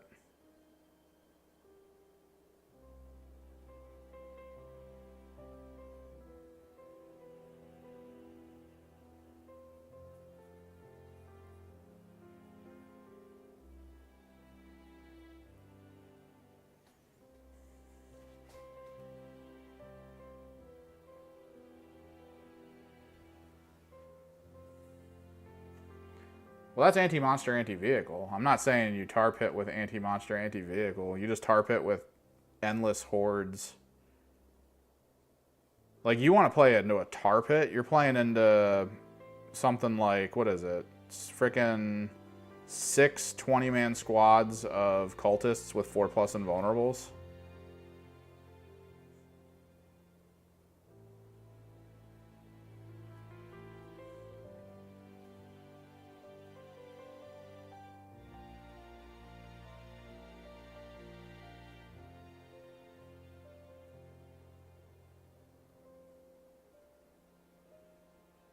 Like, there's weird stuff you can do where it's actually, like, super annoying. Endless hordes of Zangors could be funny, but their real benefit comes from the stealth. It makes shooting at them from range just annoying for a lot of armies.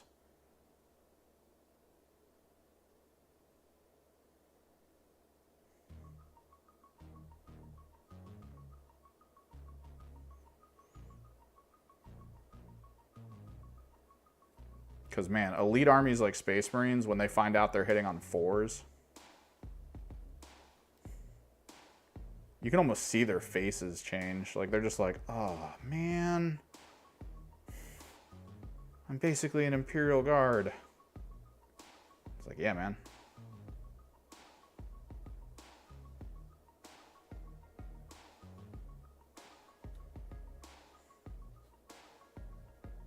Have fun with that noise. I'll be over here not giving a shit.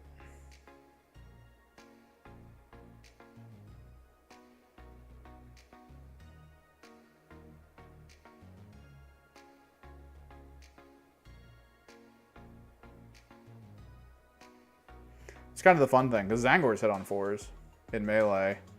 So forcing your opponent to have to hit them on 4s, it's such a weird, like, anti-elite concept of being like, look, you don't have enough units.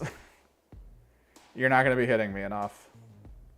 I get that you have rerolls, you're still hitting on 4s. You were relying on 3s, it's 4s.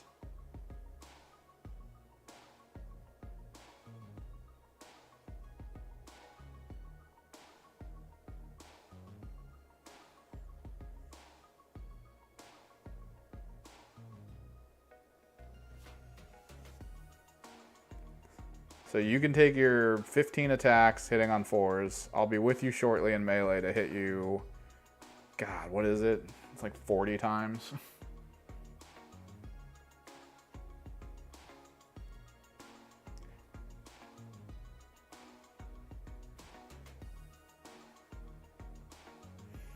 Oh no, yeah, I'm not expecting my Zangors to survive.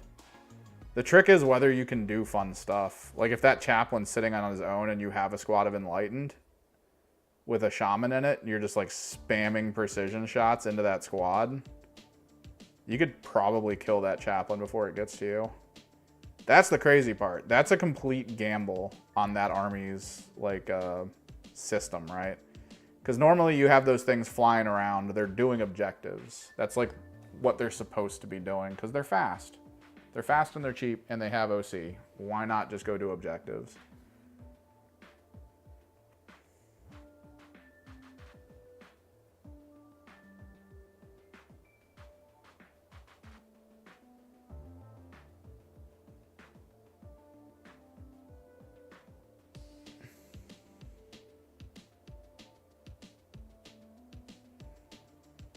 But then, once in a while, you can be like, look, I'm just going to open fire on that squad and potentially kill your leader out of it before you even get to me. And there's so few people in this game right now who think about precision as a thing. Like, there's so many people who are like, I don't need transports. My leader has enough wounds in front of him that you won't be able to get to him in time. And then, meanwhile, friggin' Orc Horde running at you, and then the boss in the squad is just suddenly dead. It's like, oh. Did not expect this.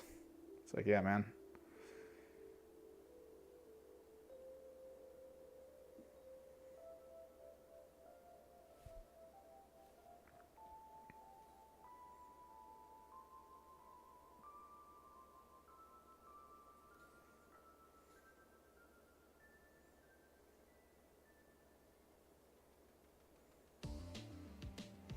No one expects the Precision Squad.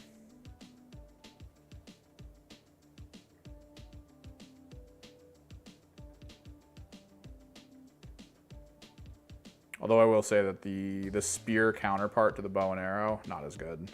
I've tried it so many times, it just doesn't work.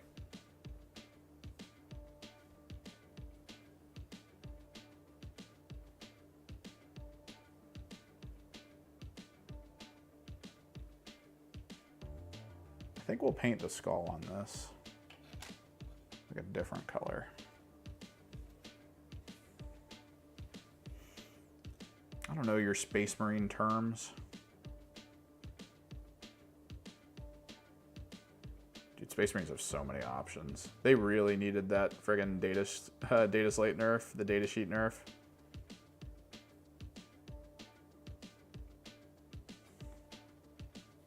The word overbloat was invented for Space Marines. It is just so obnoxious to have to deal with their BS. Because you can't build for everything, right? Like, the way Space Marines tend to be, someone just really likes a unit, and then they build for that unit, right? Like, there's the meta unit, sure, and you can kind of think in those terms, but then there's always that guy who shows up who's just like, I don't really like that unit, I like this unit. And you're like, oh, what bullshittery is this I have to deal with now? And then it's always something that's absolutely like a complete side turn from the meta unit. So like you're not at all built and ready for it.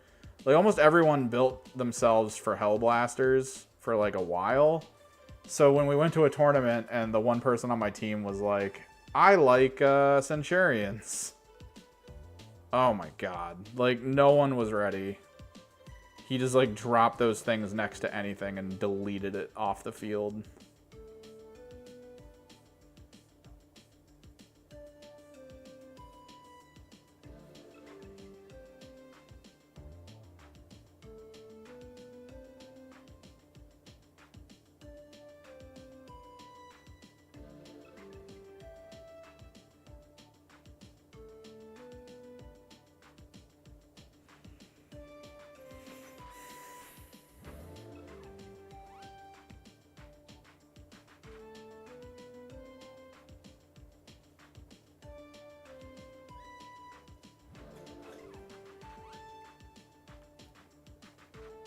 I don't know, our Centurion player went up against Krons and like absolutely murked them with them. Although there's a lot of different Krons, so I don't know if it was just like a list mismatch. Could be. That's why I like team play. The team tournament concept is just so cool.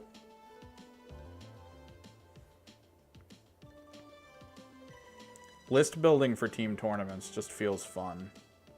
Like we could build a system where I have like a high anti-infantry, anti-horde list from one of my armies that I have. And then I'll just sit there and be like, well, let's figure out if we can put me into an into a horde or heavy infantry army, and I'll just, you know, wipe them out. It'll be great.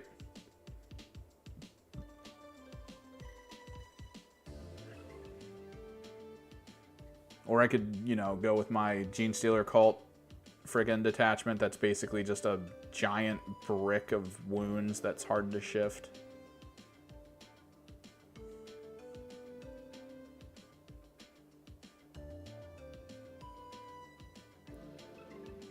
I can just gum up the works. Exist as a blockage unit. It's like so much closer to kind of how Magic the Gathering is like concepted out now, because like over there you've got your ramps, you got your like ramp decks, your churn decks like Jund, you've got your like control decks, you've got mill, like you've got all this stuff over in Magic, and now you can technically kind of do that in 40k in a way where it's like really useful for team.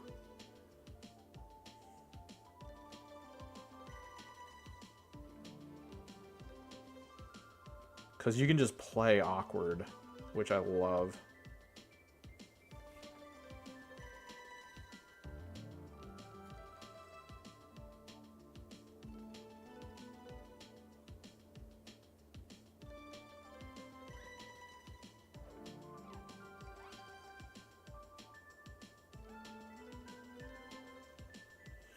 Because technically the list I built for my Chaos Knights for that one tournament was anti-Horde. Which is why I would have beaten that Orc player. My list was actually tuned to deal with bully boys.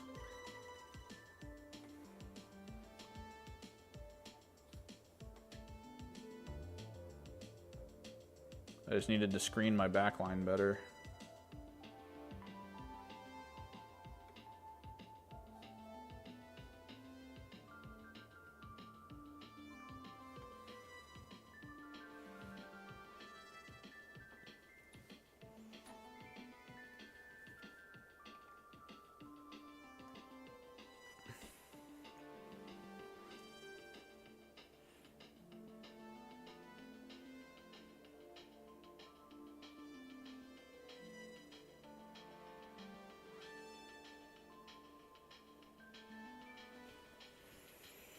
No, knowing meta is good, but I feel like every time I've looked into meta, by the time I get to a tournament with that knowledge, there's never anyone still playing that meta. Like they're all playing the counter to it. And it's just like, oh, this is gonna be weird.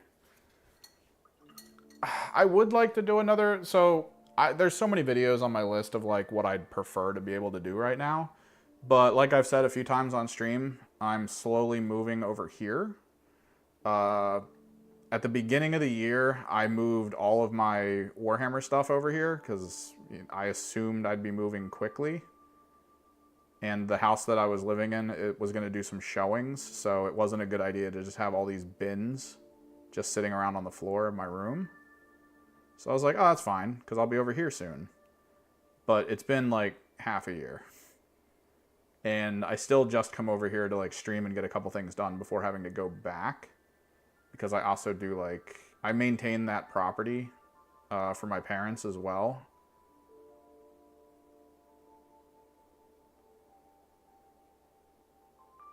So I'm just away from all of my recording stuff and my lights and just everything for most of the day. So I wouldn't mind doing a narrative. The other issue I'm running into is the friend group that I had that I started this channel with. They don't really have the time like they did when we were getting into it. Like, they're just constantly inundated with work. And just life things. So, I'm kind of at the point now with battle reports where it's like, I'd love to do them. I would love to find a way to format, like, standard battle reports. Like, if I could record enough when playing a game at the store to be able to post a video. But like, I don't know how I would do that.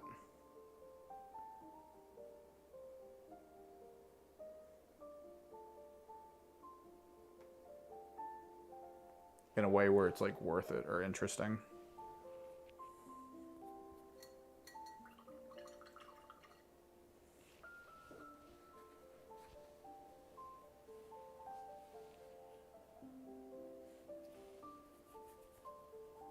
That's the thing with I have a Soulforge list. It's anti-Horde as hell. That Soulforge list is so anti-Horde. It's very difficult to be anti-Elite in that list. Like, it's good. Like, the anti-Horde that it is can play into regular Space Marines pretty easily. But, like, the core issue with it is when you bring a lot of armor. I don't know how I defeat armor. Everything I've read about it, I've tried, right? Like, people are like, oh, you need to pay attention to, which one is it? It's your Mauler Fiends. You need to pay attention to your Mauler Fiends. Your Mauler Fiends are your anti-armor. I'm not getting any views today, god damn. My metrics. I don't know. It's Thursday. Thursdays are slow sometimes.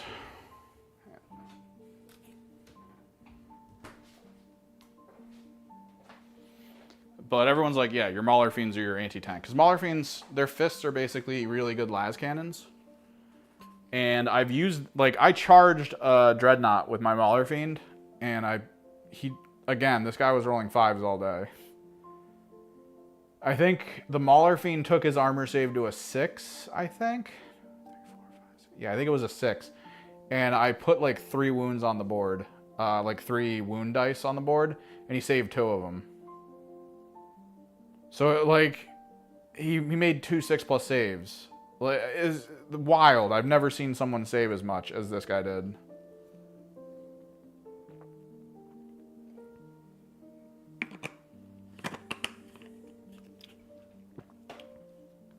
I've never used the Mauler Fiend successfully. This was the first time I got it into combat, like where I chose the combat, and yet still, it just didn't work.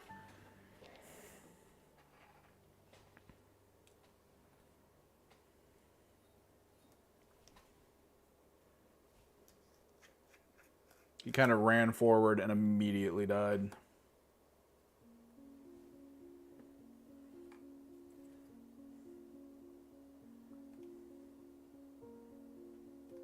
Because not only did he make all of his saves, but pretty much every attack he made with that Dreadnought weapon went through. Like, goddamn, man. Can't catch a break.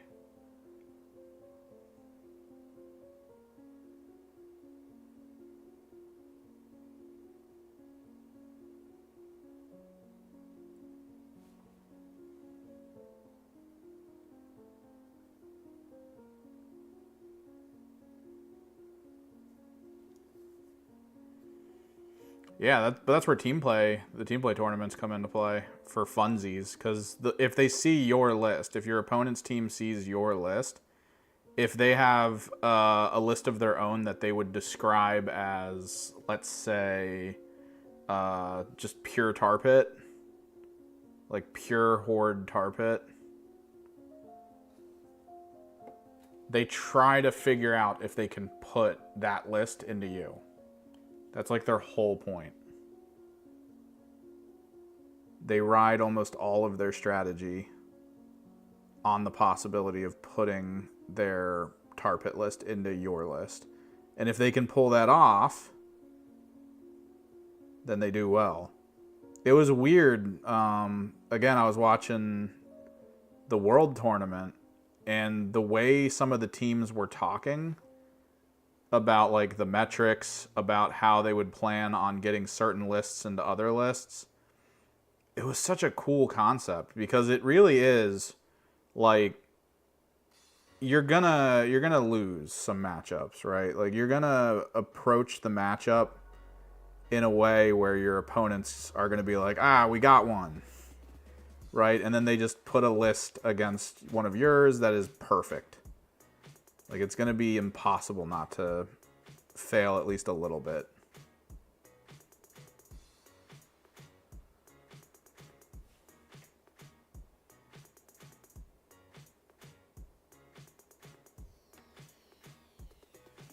Talk about the Mauler Fiend. I had the Meltas on him, and I opened fired with the Meltas originally. And the Meltas did nothing because he saved them. Like, he saved into them. Like, this is what I was talking about, man. The dice didn't... my dice were rolling average. Like, my dice weren't that bad. It's just, his dice were so stupidly hot that, like, I couldn't do anything. Again, at the beginning of the stream here, I was talking...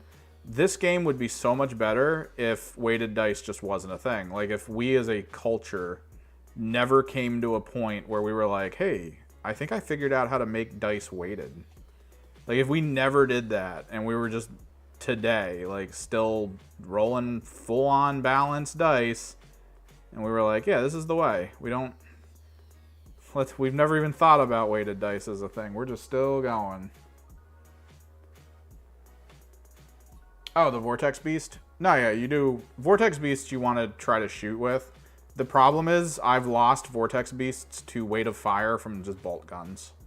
They're weirdly bad when it comes to durability. Like, a lot worse than you would think, which is why I think they're as cheap as they are. Because they are cheap. Points cost-wise, they are cheap, and I've done incredible things with mine. I ran a 3 Vortex Beast list, and I 1-tapped a Canis Rex. Like, well, 3-tapped it, basically. Out of all of my Vortex Beasts... two of them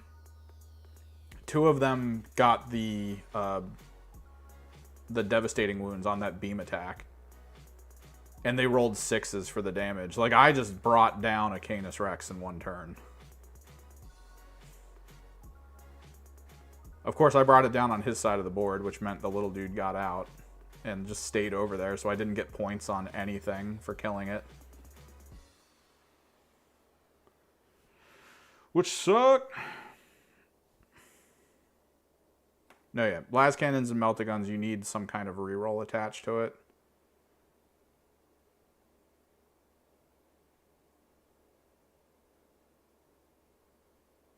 It's just, I think that the Mauler Fiend gets 4 Meltaguns as attacks. It's like 3 inches for the Melta distance, 6 for general. Let me take a look.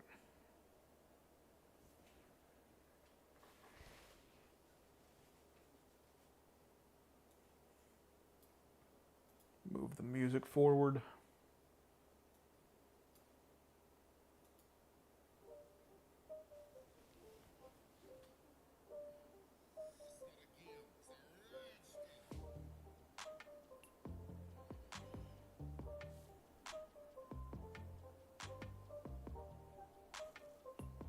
So there's 2 things that I've used in 40K where I'm convinced that I'm supposed to be using them. Like, something about their existence makes me roll really well. Mauler Fiend. Yeah, 2 attacks per, you get 2 of them. So you have 4 Meltagun attacks. That's strength 9, AP 4, damage D6. 3+ to hit, Melta 2.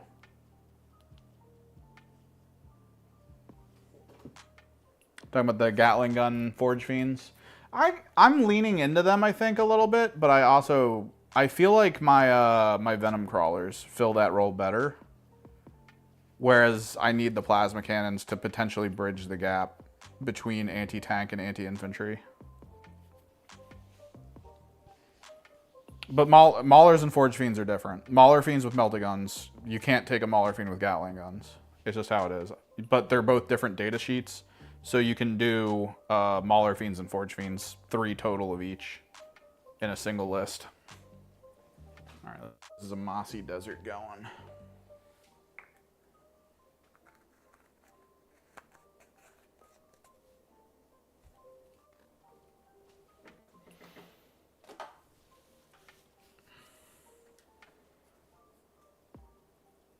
In Soulforged, you're supposed to use Mauler Fiends to zone out your opponent. You kind of have to tuck it into a building in the middle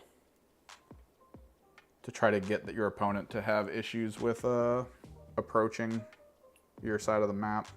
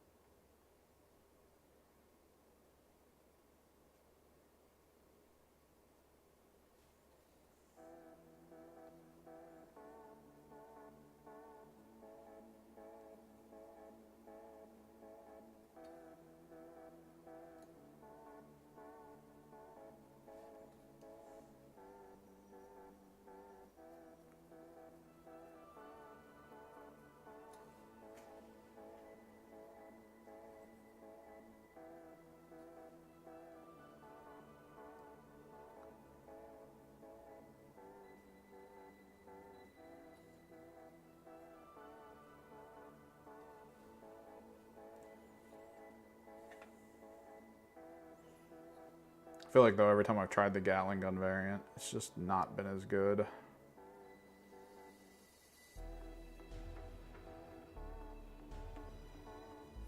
Although it is really good in Soulforged.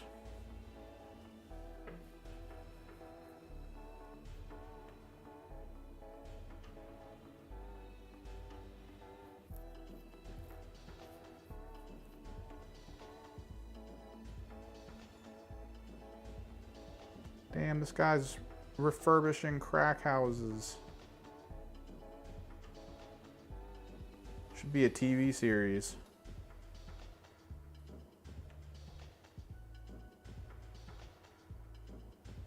Can we fix this trap house? So Helldrakes are... So, okay, aircraft in general in 10th aren't great. There's a few exceptions to this rule, though. Helldrakes are probably, in my opinion, just over the cusp of being absolutely worthless. That doesn't mean they're great. It doesn't mean they're amazing either. I use them, though. I use one in my Soulforged list. Specifically because of a weird stack of potentials that it has based on the Chaos Space Marine variant of the Helldrake. Because the Chaos Space Marine variant of the Helldrake has anti-fly dev wounds. I think the anti-fly is a 2+. And Soulforged gives you +2 to your attacks.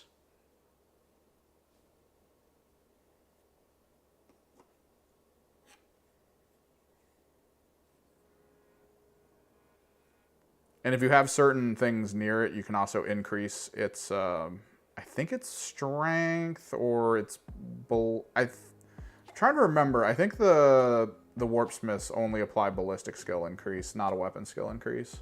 I have to double check that.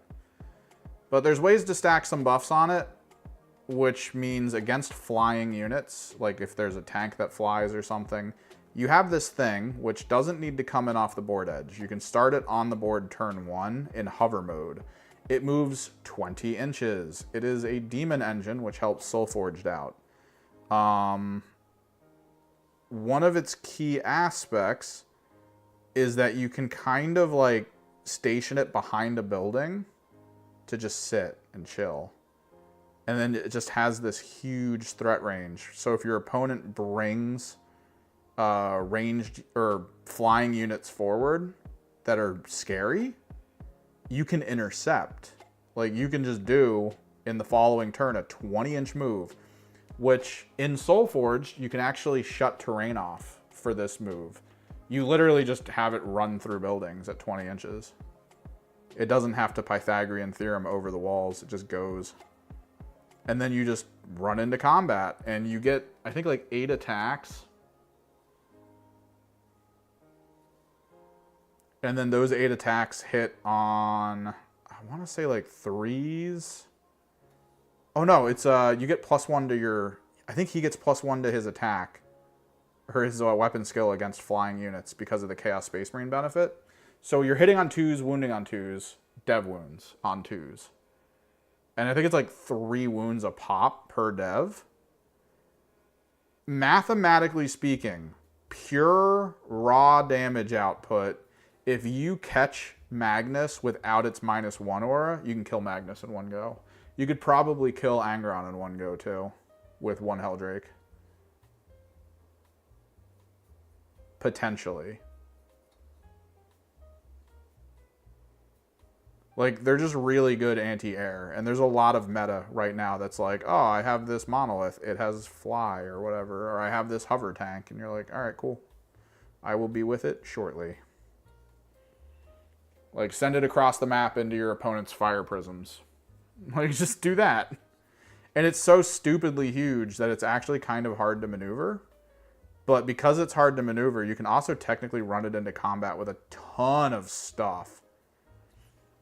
Because the way that type of vehicle works is that its footprint is its area of maneuvering. So what you can kind of do is move it into a position in the field and then charge with it. But you need to be very explicit with your charge. It takes a while to get used to. Because if a lot of things are kind of close together on the field, like they're just in different pockets, and you can kind of measure like, okay, well, if he shifts slightly into this, he'll have that squad in combat, that tank in combat, that squad in combat, and that squad in combat. You have to declare all of them And then usually whatever your minimum roll is, which 20-inch movement, you're going to try to be within 2 to 3 inches of all of those units. So you can be like, all right, 3 inches, and then just adjust. Now you've pulled 3 squads into combat, as well as the one target that has flying that you really want to kill. And you'll most likely kill it. Just due to all the different anti-fly functions this thing comes with. So, like, on the cusp of not being bad. Just because there's certain meta situations where he's really good as a counter. Right? But outside of that, he's not good at scoring. He's mildly costly for how limited of a use case he has. Of all the flying units, I think it's actually the Space Marine aircraft transport. I think that can hover. I think it can hover. That's the one people lean on as like one of the best ones in existence. Just because I think the way the rules writing for that is, you can put a squad and a dreadnought into it. It's not an or it's not an or situation. You get one whole squad and one whole dreadnought inside of that thing from your Space Marine army. And then you just have this vehicle that can fly around and just be obnoxious.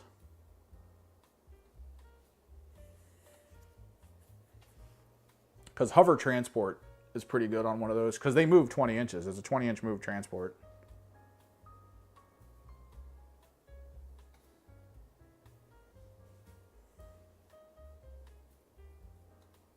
Although that vehicle has been a point of contention for some people. Because the model itself is built in such a way where sometimes when you're done building it, you'll notice that the wings are below the threshold for being able to be charged into. And then sometimes they're above the threshold. Like, it's so close to being fine. But there's been, like, games that have been lost because the person's model is, like, slightly differently shaped.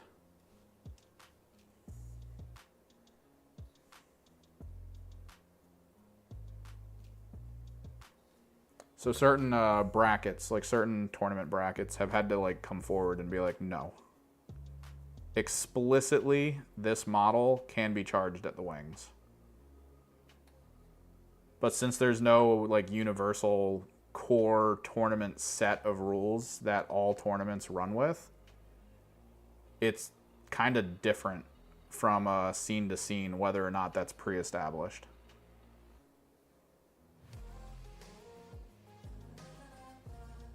So it's a little weird.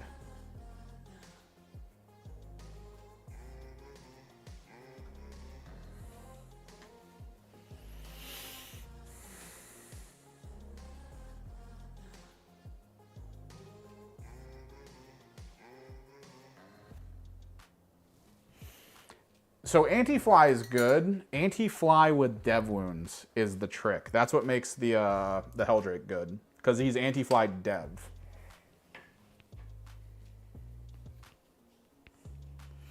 Because, you know, anti-fly is cool. If you have a lot of attacks and a lot of little wounds, maybe a little bit of AP, it's fine. Because then you just slam into something and you're like, yeah, and you just roll some dice and you're like, haha, I only need 2s to wound it. And that's annoying. Absolutely.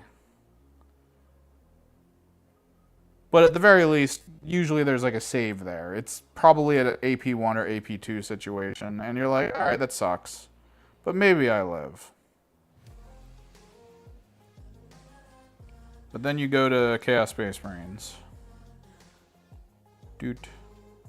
And I go to Soul Forged. Or actually, I'll just go to the sheets. Nice. Oh, I think I know which one you're about. No, it's actually pretty good.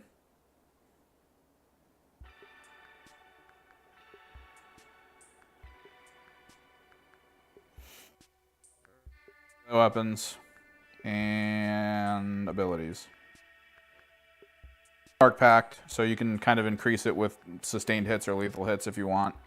Potentially at the loss of wounds, which you kind of want to do into you want to do it into whatever you're attacking, right? So you do the enhanced version. You're trying to make a leadership save of 7. If not, you take D3 mortals. That simple. When you do it, you can basically go, okay, sustained attacks. Also, because you're soul forged, you get +2 to your attacks. So you have 7 total attacks with this thing. Passively, add 1 to hit rolls against flying units. So when you're going into flying, hitting on 2s. 7 attacks, hitting on 2s. Anti-fly 2, dev wounds. 2 wounds per. Even without sustained, if you can just marginally... Let's say you miss 1.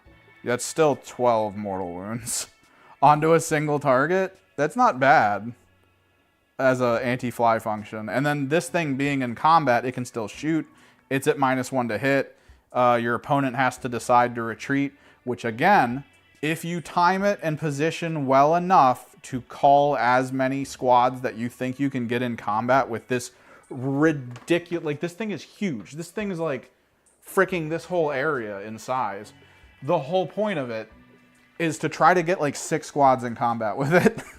Because a lot of them won't be able to shoot if they're like squads, like if they're just people.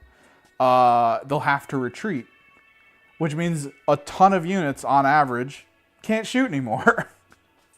If you put a bunch of tanks that aren't good in combat, like if you run this thing into an Imperial Guard line and like pull 5 of its vehicles into combat with it, what the hell? Like, those vehicles will be able to shoot. They can't shoot their blast weapons, which they'll probably have a ton of into you. They'll have to shoot all their minor weapons into you at -1 to hit, and then out of combat at -1 to hit. Or they can retreat, which means they can't shoot. Like, it's so crazy. It's just, it's a weird strategic kind of like long bomb thing.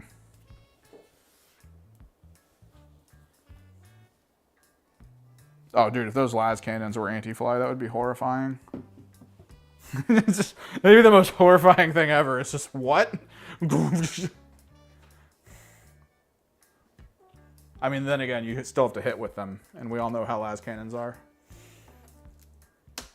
I watched a 5-round game where one of the players was playing Chaos Space Marines, and he had the las cannon variant Predator.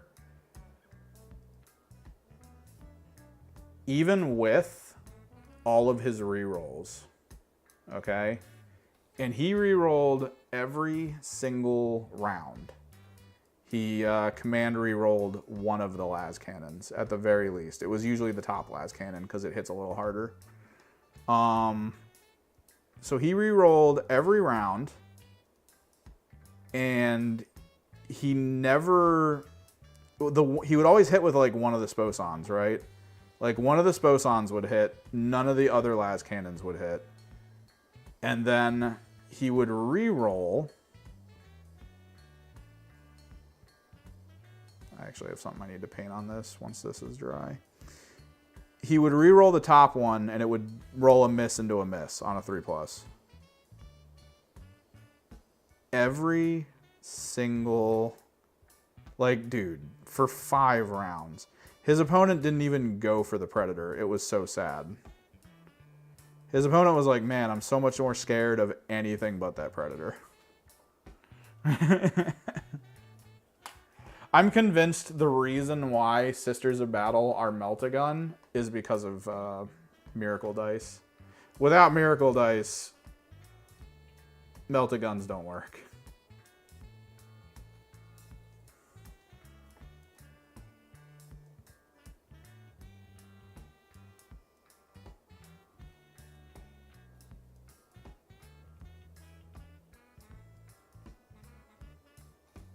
I'm not liking this song. So we change.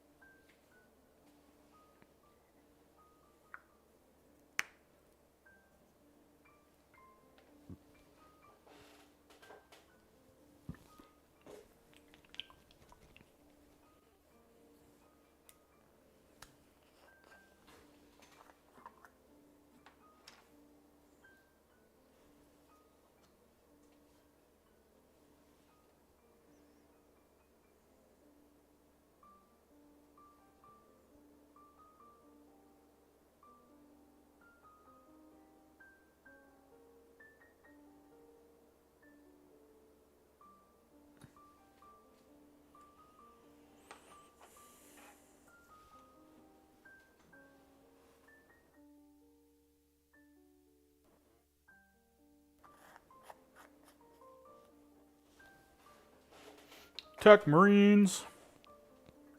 Put them next to vehicles and don't give a shit. I do love my Warp Smiths. They put in work. Full-on Soulforge lists don't use them, though, that much.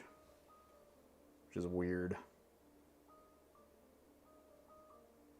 But they try to like min-max, basically, running one Vashdor.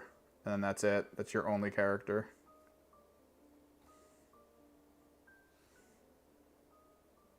Everything else is just a vehicle. Which I get, but I really like mechanics units. I try to always have like a couple mechanics units on the field. Because I think tying down all of my vehicles for like actions that I don't want my vehicles to be performing is like a dumb idea.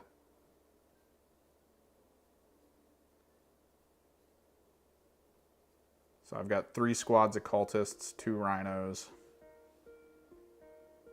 Just so I can go do other things.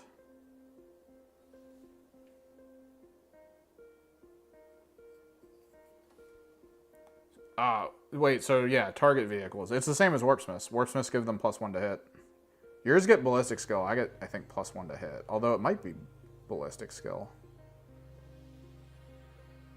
I also can force a battle shock test on a vehicle within 12 inches of it.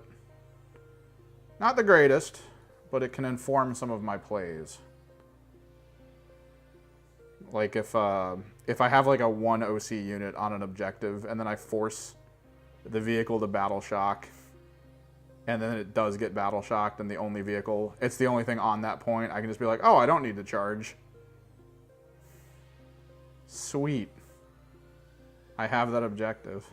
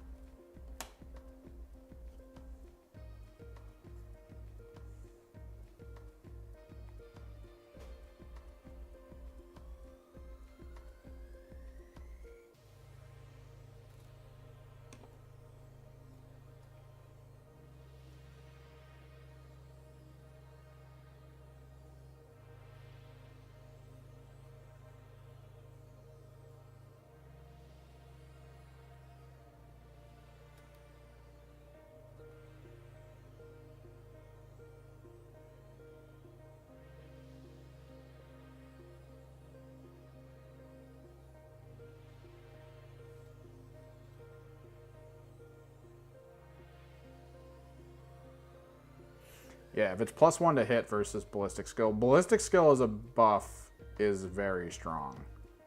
Because then if you can find a way to give it +1 to hit on top of the ballistic skill, that's like huge. Depending. I mean, if you're hitting on 2s already, it doesn't matter. It sort of comes down to whether or not your opponent has like a stealth or something attached that you can negate with a +1 to hit on top of the ballistic skill and change. It's pretty good.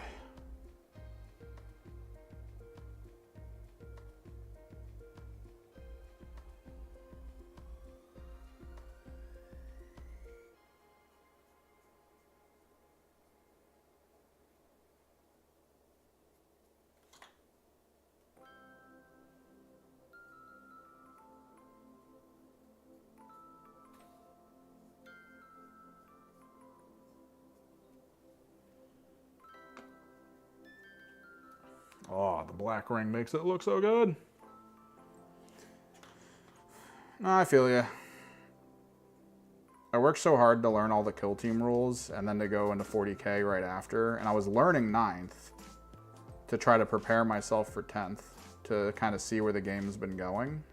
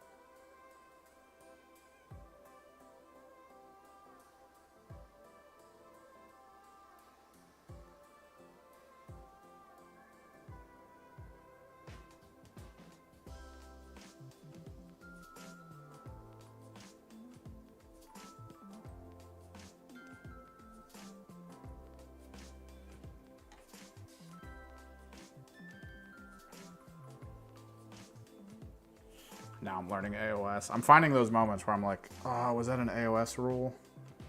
Because it's always like the minor thing that kind of adjusts my thought process. Like AOS's initiative.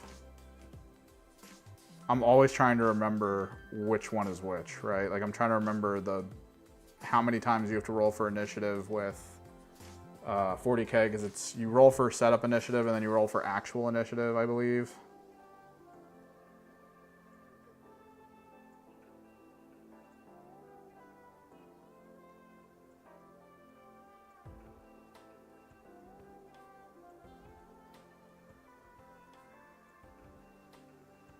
AOS games are always weird with initiative, though. Like Underworlds, you roll once, I believe, at the beginning. And it, like, just kind of determines the entire state of the game for pretty much the whole game through, which is kind of cool.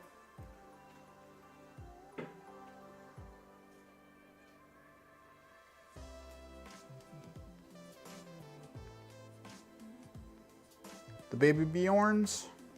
This guy's got baby Bjorns.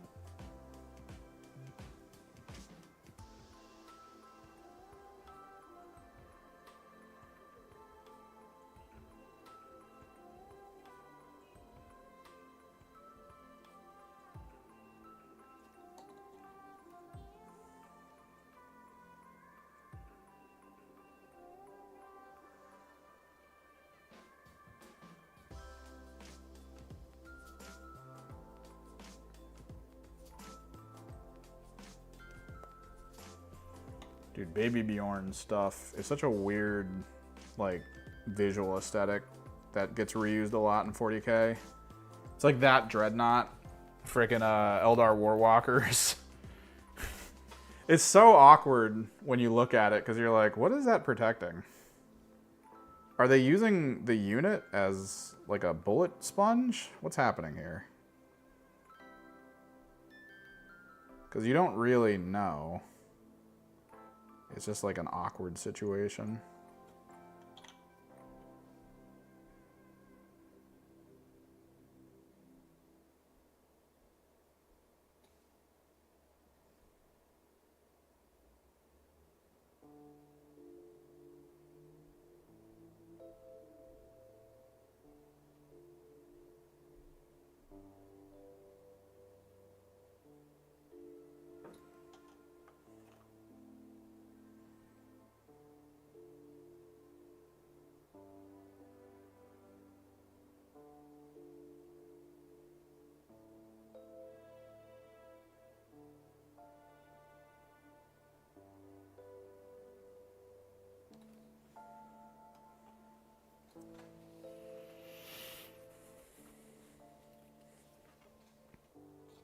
I feel like if I ever get, I mean, it'd be weird if they gave me this as a Thousand Suns player, but if they ever did that, the whole like Baby Bjorning in a walker, I would probably put money into like clear plastic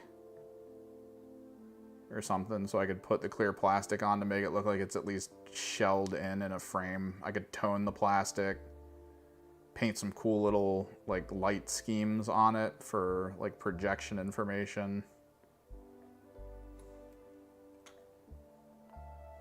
I don't know, I'd have to do something to make it make sense.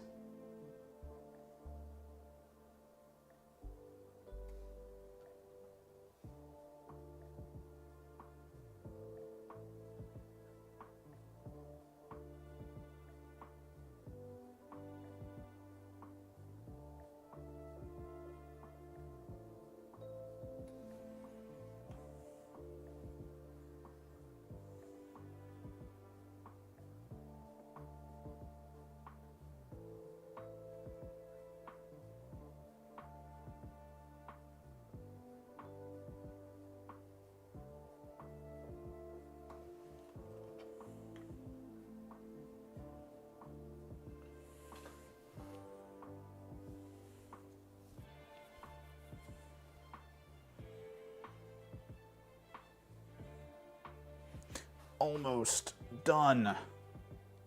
Whole box of endless spells.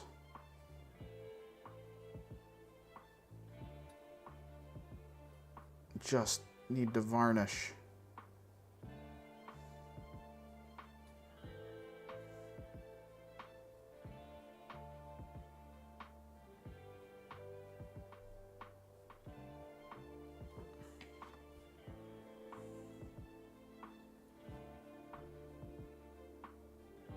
I saved a little bit of varnish to try to finish these out.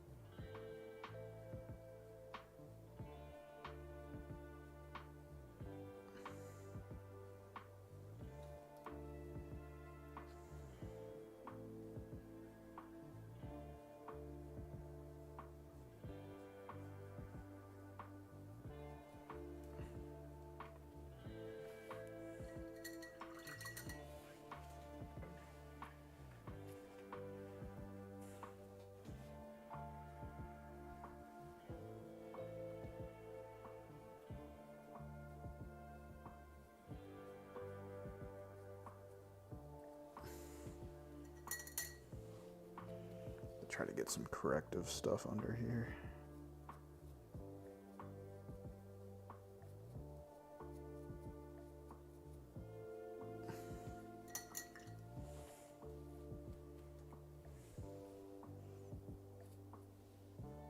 Is that just chipping? I think it's chipping. How is it chipping under there?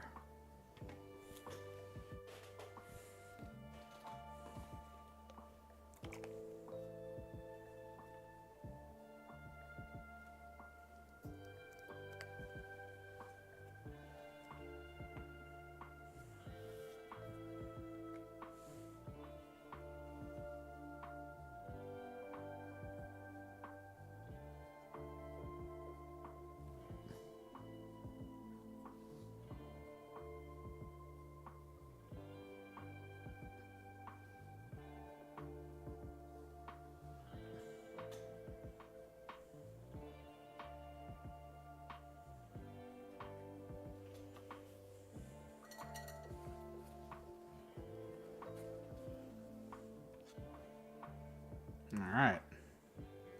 The ceremonial last one.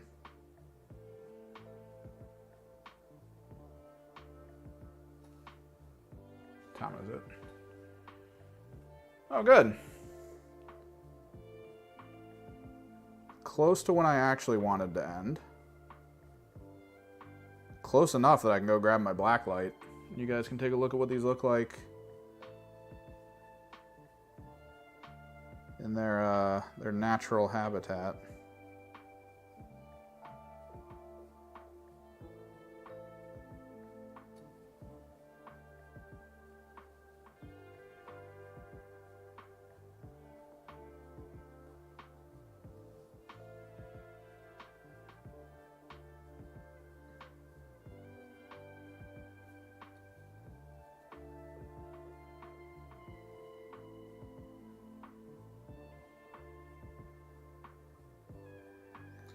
think we apply something extra to this one because it looks a little too bland to me.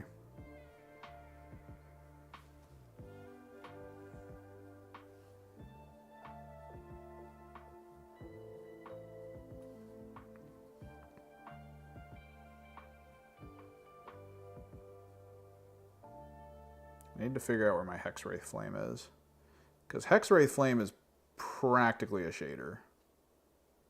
It says contrast, but it's sort of tuned in the same way that shading is tuned.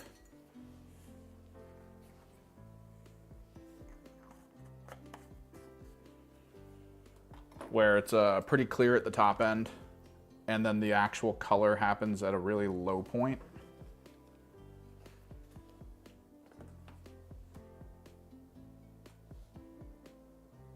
Get some of this in because I didn't hit all of these with the green like I should have.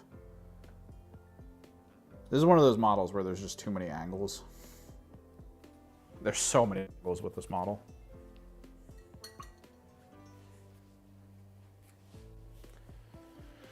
Yeah. Servo.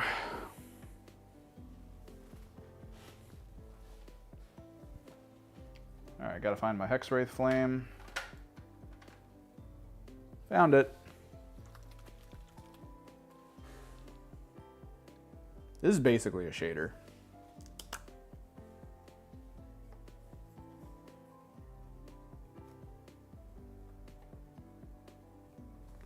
Because the darker green element will always be pulled into the lower end of the model.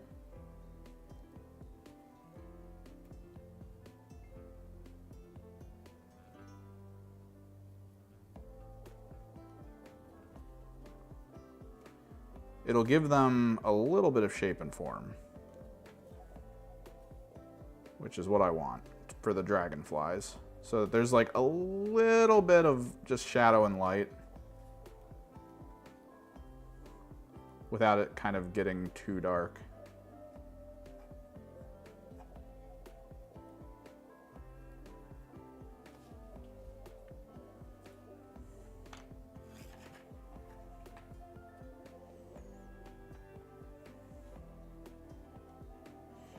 I bought Hexwraith Flame because I thought it was going to be like a lime green to green contrast when I was first looking at it. But no, that's Striking Scorpion.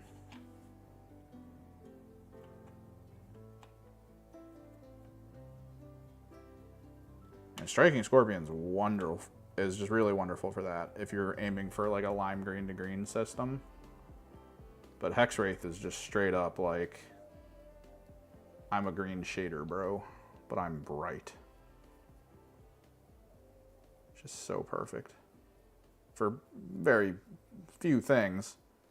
I feel like I'm going to have this bottle till the day I die just because it's like whatever. How often am I going to have to shade bright green?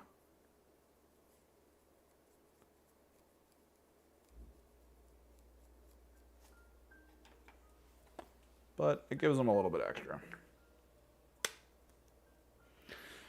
So the rumor right now that I've been seeing going around is some teams are going to be putting legends. Not too sure on which ones. The problem with rumors for Kill Team is that it's very clear that a small YouTube connections to Games Workshop. Probably to game testers. Like what few game testers there are left at Games Workshop. People on YouTube are like actually directly connected to them. So you get this issue of like, oh, that's a crazy rumor. But then the problem is that it's probably true. So a lot of these channels are bringing up that some of the kill teams are going to be put into legends. They're going to be cycled out. Which, that seems a little bad, in my opinion, because the problem right now is that there's a lot of teams that exist that are almost like perfect for players, right? Like some players will think to themselves, dude, I really want to play. Let me pull this back, actually. There you go. Some people will be like, I really want to play Phobos. Now imagine Phobos goes into Legends, like, in a month. How many angry people do you think there's going to be who are just like, why would you do this to my team? What are you going to replace them with, right? Like, are you going to run your Phobos as scouts? It's not going to feel as good.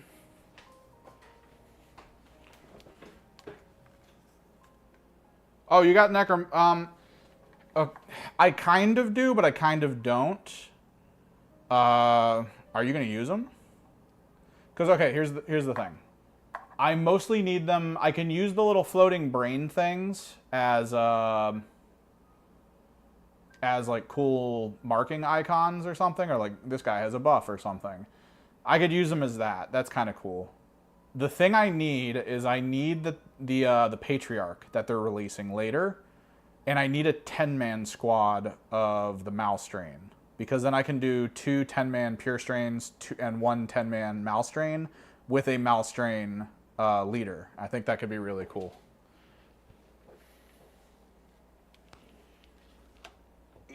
Yeah.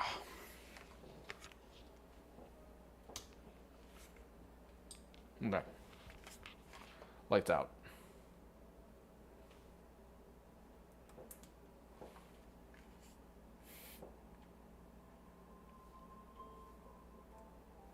Behold. I'm really worried about picking one of these up.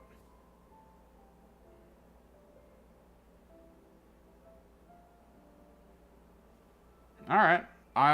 At some point here, I'm going to be swinging back down to Rands. There's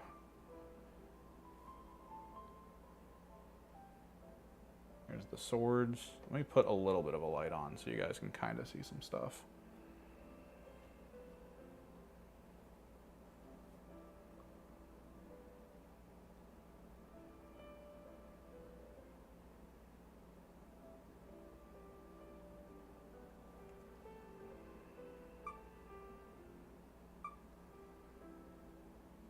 Kind of want to zoom in too. We got to do a couple things here. Hang on.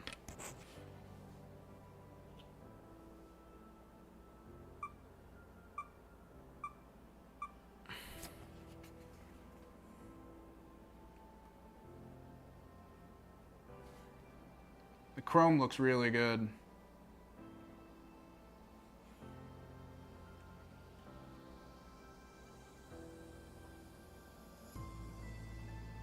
One of the spheres.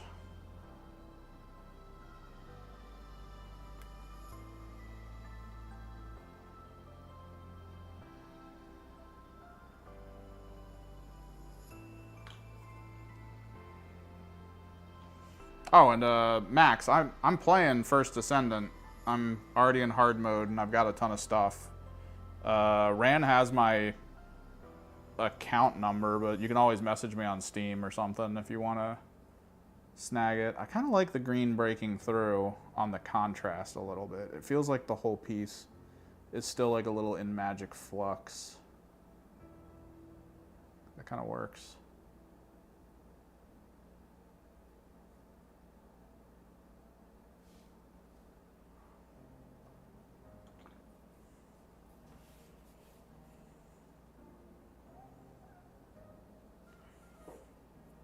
Because I know him and Jack have me on their list.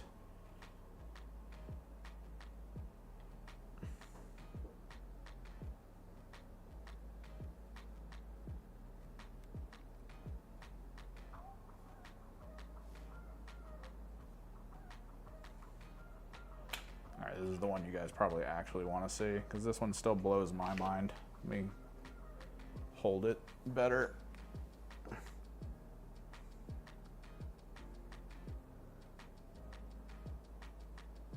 This thing is so wild looking. I love it.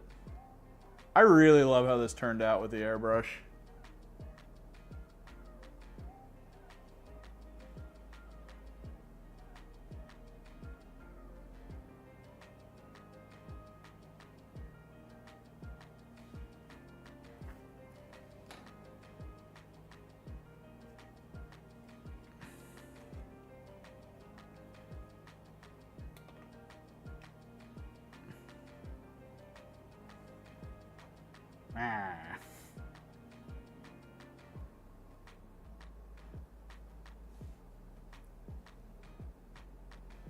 Yeah, we can do that.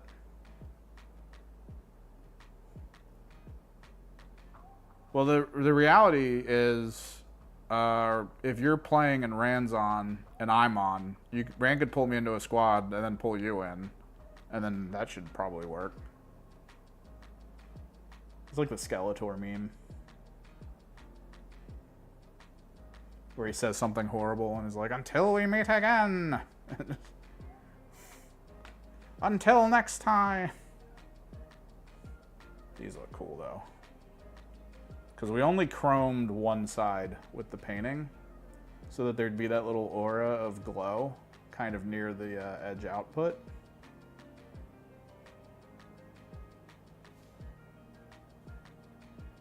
But that chrome, man, you're getting the reflection of the black light in the chrome. It's so cool. It's just basically a mirror.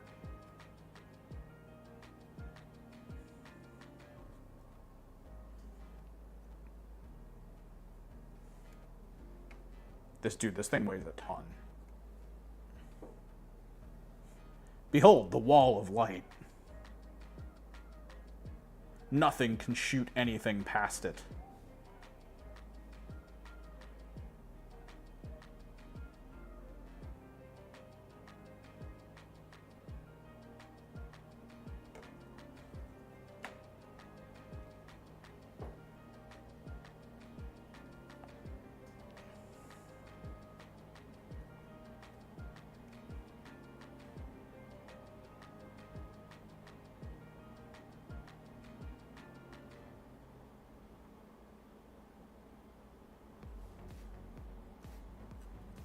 So yeah, every school of Endless Spell we color coded.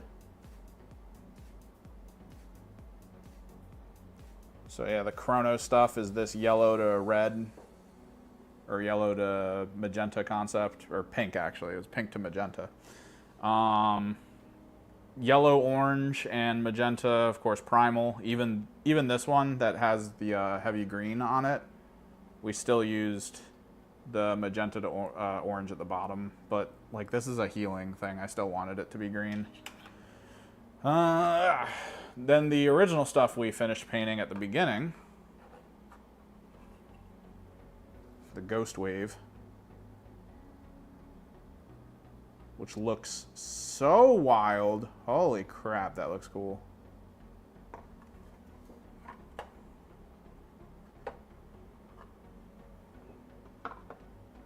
These little guys, the little claws. We actually used that gel we made for my Venom crawlers. I actually filled the little crevice with it, so there could be some like gooey gel.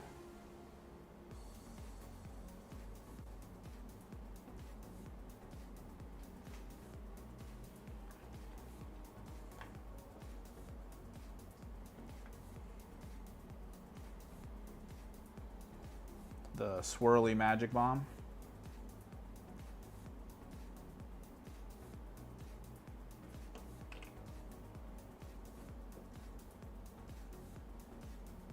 And then this thing, which is so freaking hard to hold. Hang on.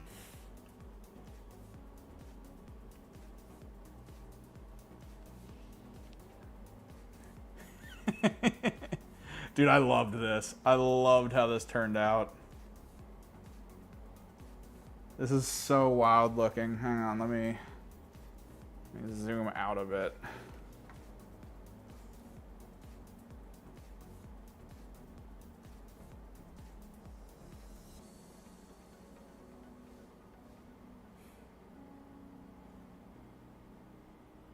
I love the concept of it. Just this thing coming across the field at you. It's like, here I go. It's so big. And still though, it's not the heaviest thing. The wall, still heavier. The wall is still absolutely heavier.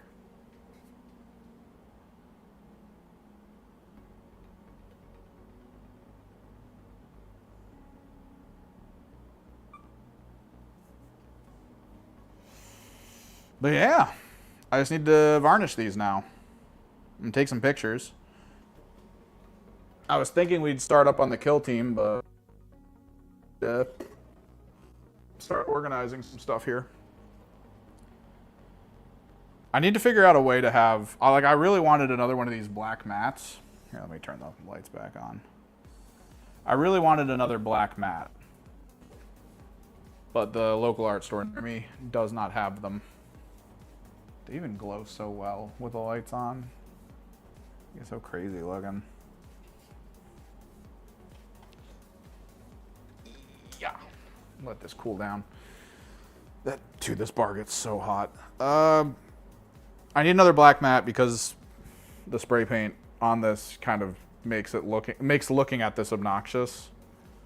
So I need to start figuring out a better way to paint where I don't keep ruining the surface I'm working on. But I need to get organized. I want to put some stuff away. I need to set up some lights. I need to get some things set up behind me on my computer to potentially do the podcast this Saturday with my work. Oh, someone messaged me. Discord message. Oh yeah, there he is. Oh, yeah, you asked here. Okay. I just wasn't looking at Discord. But yeah, these were great. I'm really happy with the outcome. And the fact that they are 9 times out of 10 better than any of the spells that Tzeentch has access to outside of my potential Wombo combo with killing Nagash in a turn. That probably won't happen, but it would be hilarious. Because you need the fate dice to be able to cast it without the potential of it being banished or countered at the beginning. You need enough 4s and I think 3s on hand to make all 4 attacks hit and wound. Nagash needs to not make any 5+ saves. And then you don't even really need to roll high at that point. Because all you're doing is you're making the damage either 10, 11, or 12 for each hit. And then you just hope that they don't get a lot of ward saves. And then it's dead. And you're like, yeah, that was cool, but then none of your other spells are good. So, but yeah, thanks for hanging out. A bit slower of a day, only 38 views apparently. Weird. Maybe it's a Thursday thing, maybe it's just YouTube being YouTube. Hopefully, like I said, we can get back into video making. Would really like that. That'd be great. Till then, though, guys. Thanks for hanging out. Thanks for watching. Thanks for hobbying along with me. Oh, I see that now. Okay. Till next time. Later.